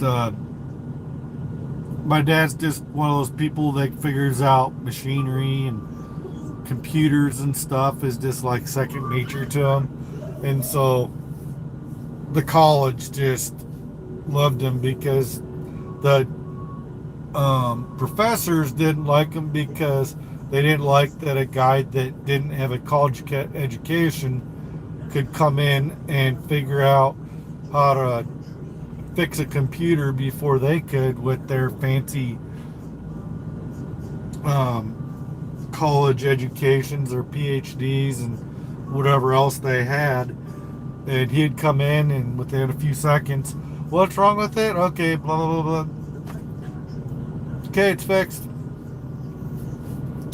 So my dad was one of those people. My grandparents started my grandpa started a computer store where he was custom making computers, and he would have never attempted that if my dad hadn't been around to help him do that. My dad told him not to do it in the beginning. He said, don't do it, because you're never going to be able to keep up with the big companies. And lo and behold, my grandpa started that computer store with inheritance and credit cards. And eventually, a few years later, my dad, over those first few years of that store being open, they made custom computers for people, and then they sold classrooms to show them the basics of how to run their computer. And a lot of the customers were people that my grandpa knew through the church and college and around town, and then word of mouth and stuff. And then later, my parents took over the computer store. My mom was the accountant, and she ran around selling DAC Easy accounting software and doing books for other businesses and stuff, and doing the books for the computer store. But when my parents took that thing over, it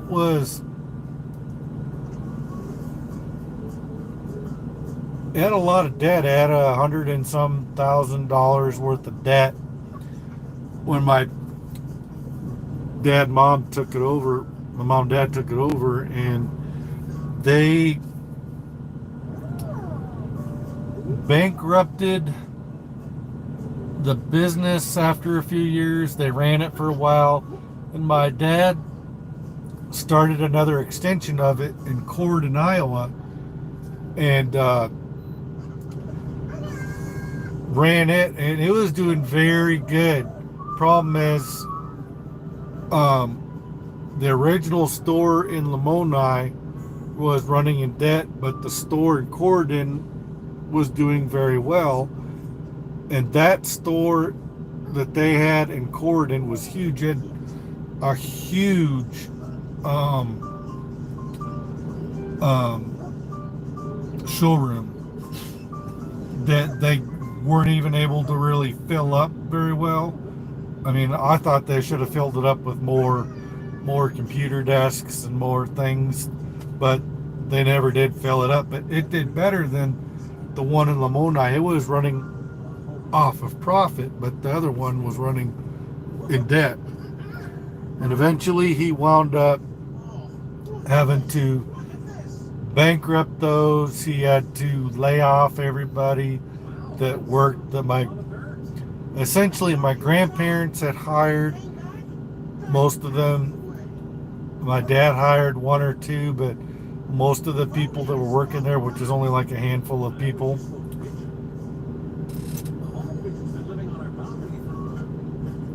yeah. But my parents auctioned off everything at the house, and they went. That was like right about the time I came back from my first um, stint with Sierra England back in 2000, when I first started to learn to truck, and had a very rough beginning. Came back and they were auctioning off their stuff. They were getting rid of the house, so I went to go live with my grandparents up in Brainerd, up at the church campgrounds, and helped them mow the church campgrounds. And I got me a job. First, I was working one place, and um,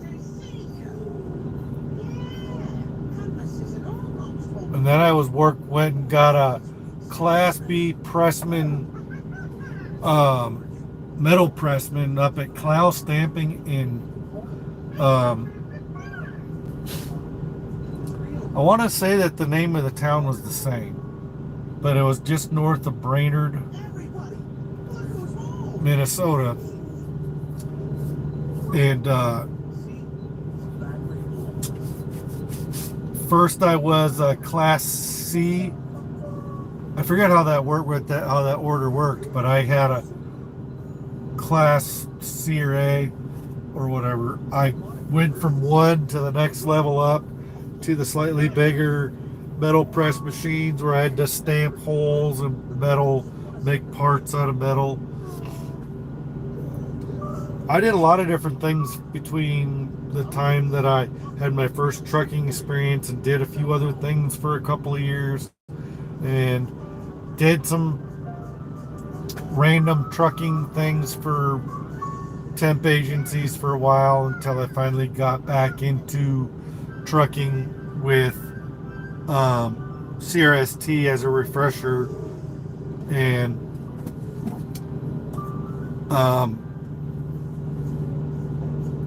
yeah, I went back as a refresher, and it would always surprise me how good of a backer I've always been. Most of the time I can figure out how to back in, and if I do it slowly, if I creepy crawl it into a spot, I can practically get in there without ever doing a pull-up sometimes. So I need to record myself sometime backing up. I just haven't been real comfortable trying to record myself in the truck stops.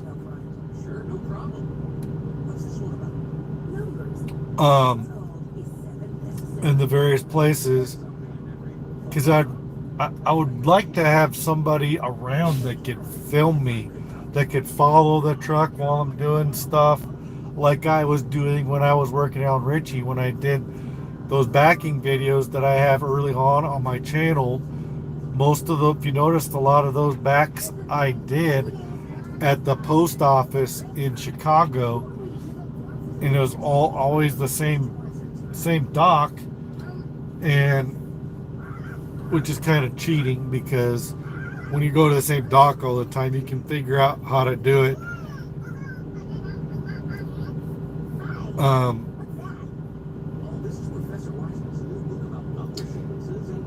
You can always figure out how to back good if you do it into a dock, if you're backing into the same docks all the time. But a true backer can back good anywhere they go. This one girl that was my co-driver recently when I was at Allen Ritchie,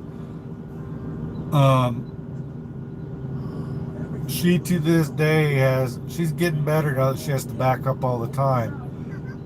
But even to this day, I'm on the phone with her, and I hear her struggling to back up into spaces and stuff. And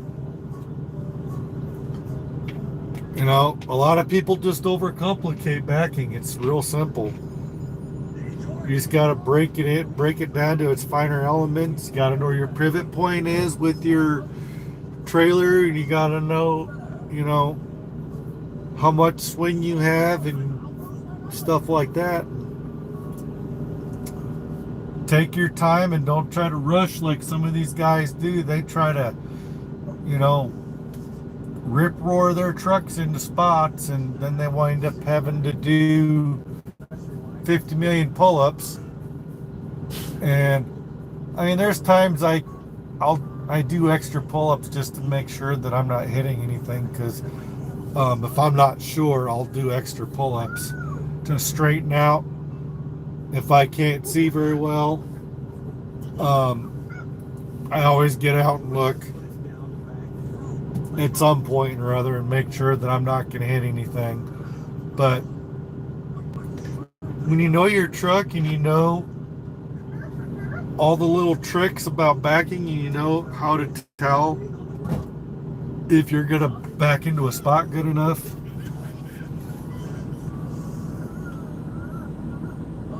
you know, you start learning how to leave yourself enough space. What is this idiot doing?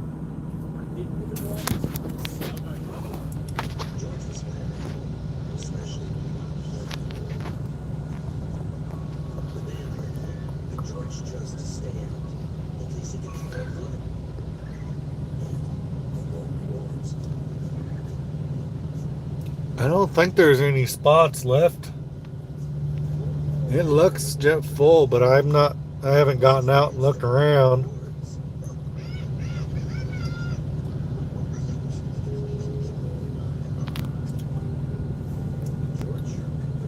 If you notice, I've killed a few bugs down the highway.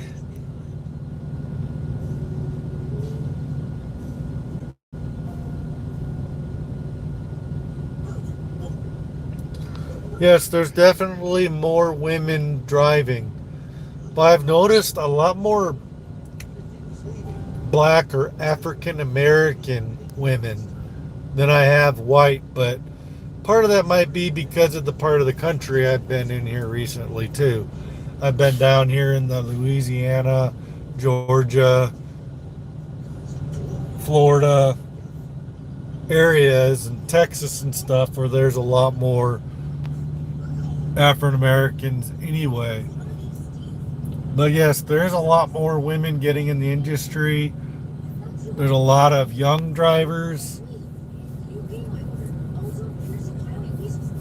And I don't know. I don't get what's going on in the trucking industry. I don't know what that idiot's doing, but he's backing all the way up. He's dang near back to the pumps. So,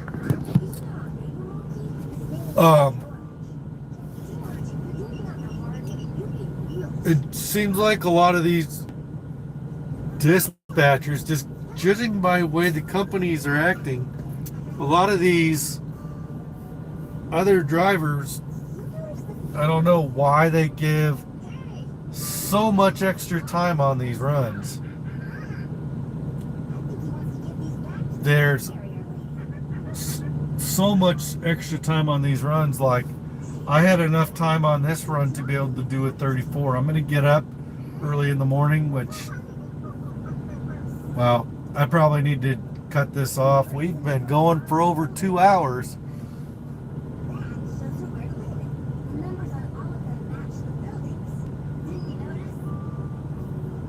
Yeah, but yeah, there has been, no, I haven't really met any white or other nationality women. They pretty much, all the women I have seen have been black or African American. Not that that matters, but it'd be nice to see a little bit of a mix. But it could be just because of the area of the country I'm in. But I have seen plenty of women drivers.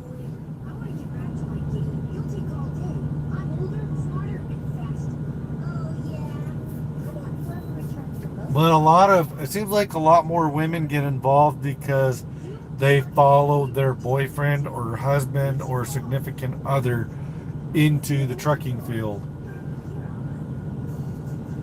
A lot of women just don't pick trucking as their first thing to go do because there's still too much of a stigma that women shouldn't be drivers, like it's a predominantly male industry. Well, it doesn't have to be. It's not like us guys do anything that a woman couldn't do. Women are just as capable of doing it.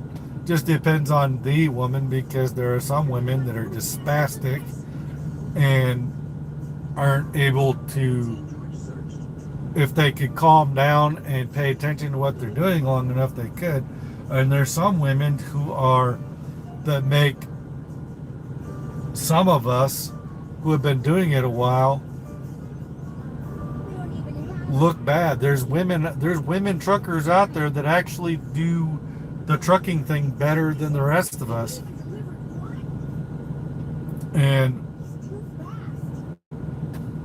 But most of the women I usually see, they're usually on a truck with a male co-driver, which is usually probably their boyfriend or husband.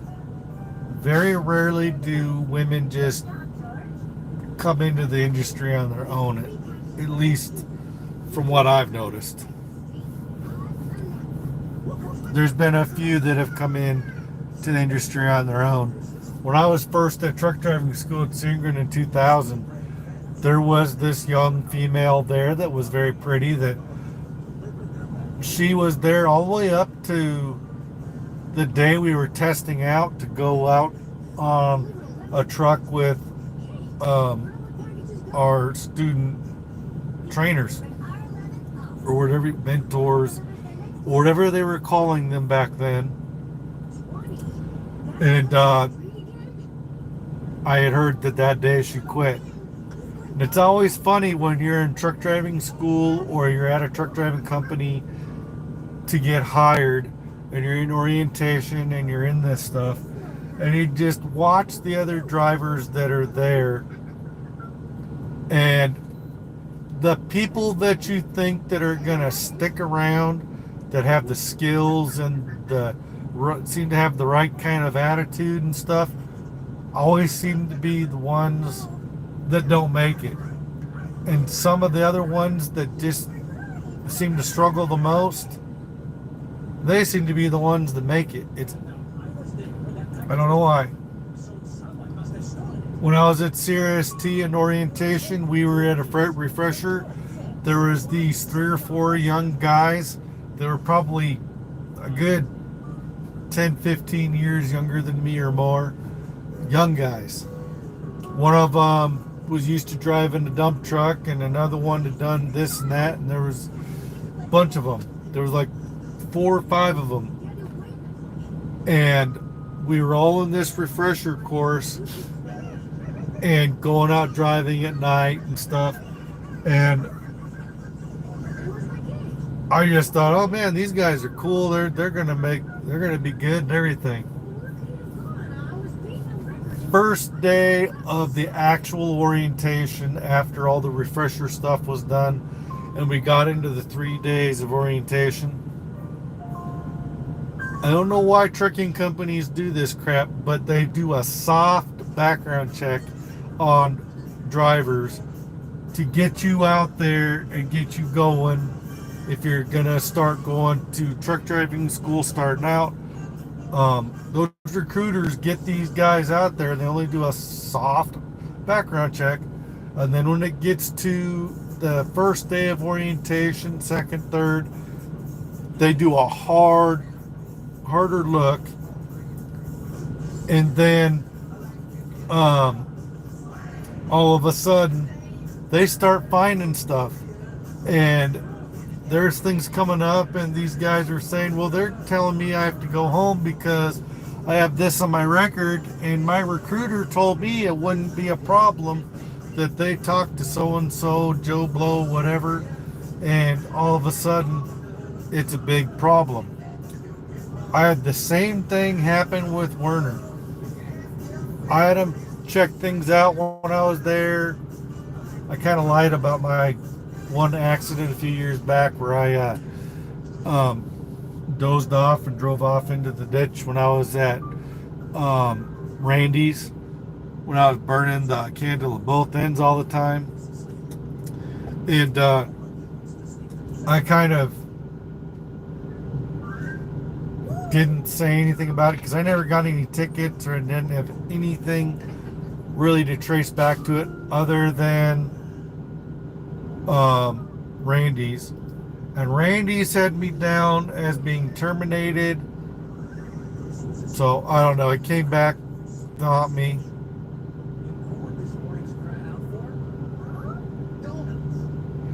Yeah. So I conveniently left that information out. And so it came back to haunt me in the middle of orientation there. And I was out there at orientation. We went out and did some backing stuff. I was out there. There was some driver trainer out there with the student. That guy was a friggin' prick. He was out there and I was backing up and he wanted me to back up a certain way. I was just like, why do I gotta back up the way you're doing it? I'll back it in there and get it right in there. But they're having, oh, you gotta come up, turn the truck this much, this way, and then go this many feet and go this way. Just like, just let me back up, dude. I almost got in an argument with this dude. And I almost got in an argument with the dude, but I just bit my tongue and backed away and kind of avoided the guy because he was kind of pissing me off because I was asking him questions and stuff, just fishing for info and things. And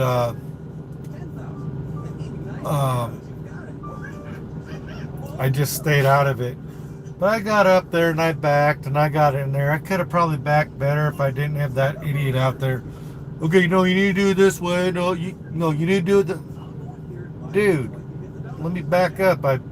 I'm not your student. He wasn't even the guy in charge. He was just a friggin' driver trainer that was out there with his student biding some time for whatever reason.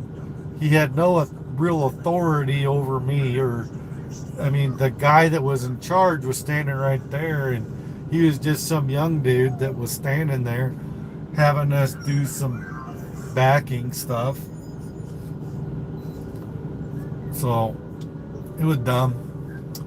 Well, I gotta get up early. We've been on here for over 2 hours, and I've got to get up to drive over to California. I won't get all the way there. I never know when I'm going on live. I haven't been going on as much lately. I've been trying to do more edited videos. You can tell the difference between those. Those have title screens and actual thumbnails with titles in them. Most of those lately have been cooking on the truck videos. I will be doing more of those, but I'm trying to do creative ones. I try to right now I'm in Texas. I am in the western side of Texas. I am in Fort Stockton, Pecos, Texas. I got 7 hours and 13 minutes of driving to get to my, according to my GPS.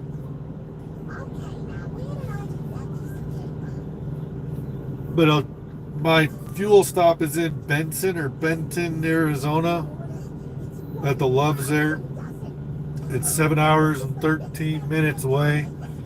So I got I don't know how much left of California left. Um, but I'm taking Highway 10 all the way over to Montclair, which is basically part of LA. And then I'm going over to Colton to see if I can't get this stupid inverter installed so I can start using my microwave and my other fridge and my electric skillet. And then I can take some of this camping stuff back home and get rid of some weight on the truck. I'm going to keep some of my camping stuff like my hammock and my hiking bag, and I keep some stuff on there so I can go fuck around. So if I have an opportunity to do a 34 in an area where I can kind of do a mock camping, maybe pitch a tent, I might keep my big tent on here, but get rid of the other stuff. Like I got my cot up there. I got my chair up there. Those two things can definitely go home. I've got my big tent up there. I got to decide whether to keep it because I put a smaller V-style tent, one-person tent in my backpack, my hiking, whatever you call it, backpack. And I've got a smaller fold-up chair in there that fits. It's like a little fold-up stool that takes up about that much space. It's about yay long and whatever, it fits into my bag. And it extends out, I think. I have to take a look at it again.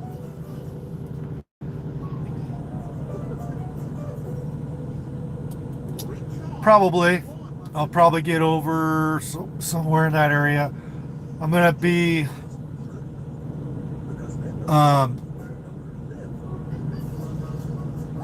I'll be going through El Paso, and then I'll go up to Las Cruces. I don't think I'll be going anywhere through Phoenix. Where is Phoenix? I'm not seeing it.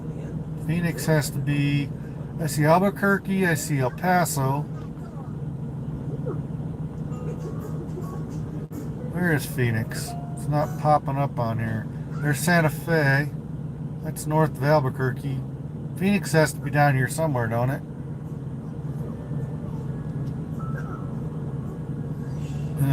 Crap.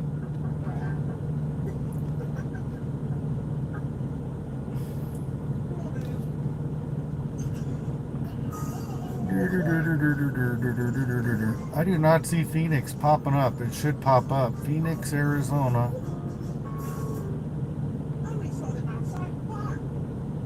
It's not popping up on my GPS. Albuquerque and Santa Fe and Las Cruces, though. You'd think Phoenix would pop up on there.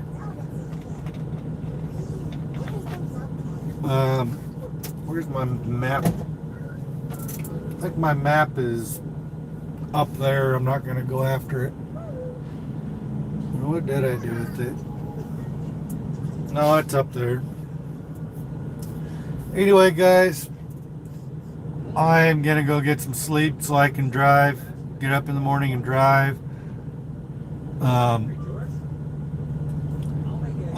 I've got basically, if I put this on, if I put this on route review, go on my summary, this says I got a total of 15 hours and 19 minutes worth of driving to do to get to Montclair, California.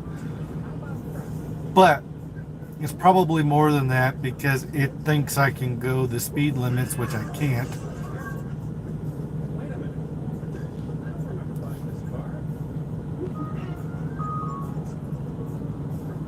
Tucson is 90 miles south of Phoenix on I-10. Okay. Phoenix must be...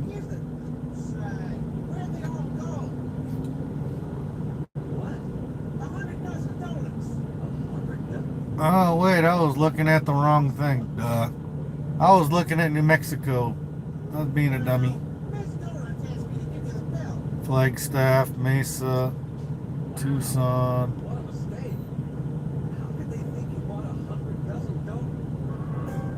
Here's Yuma.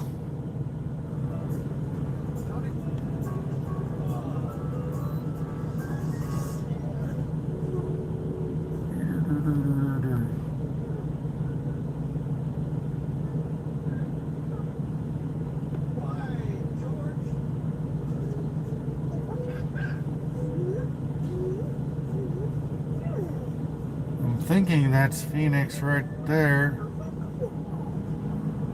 but it's only showing Mesa and Peoria. Whatever, it's on there. There's Flagstaff, Glendale, there's Tucson. I'll probably go right through it. Anyway, I'm tired, I'm delirious, I'm gonna get some sleep, and I will talk to you guys on my next live feed. So I gotta get some sleep so I'm able to drive tomorrow. Went from Ferris Bueller's Day Off to a cartoon of Curious George. Whatever. Alright guys, thanks for coming by and listening to me ramble and stuff. I appreciate the company, and I enjoy being on here when there's people to talk to and engage with. But when I get on here and there's like hardly anybody on here and it's boring and no one's on here, I don't stay on as long. So thanks guys, I appreciate it. I'll talk to you guys next time, and until next video or live stream, thanks guys.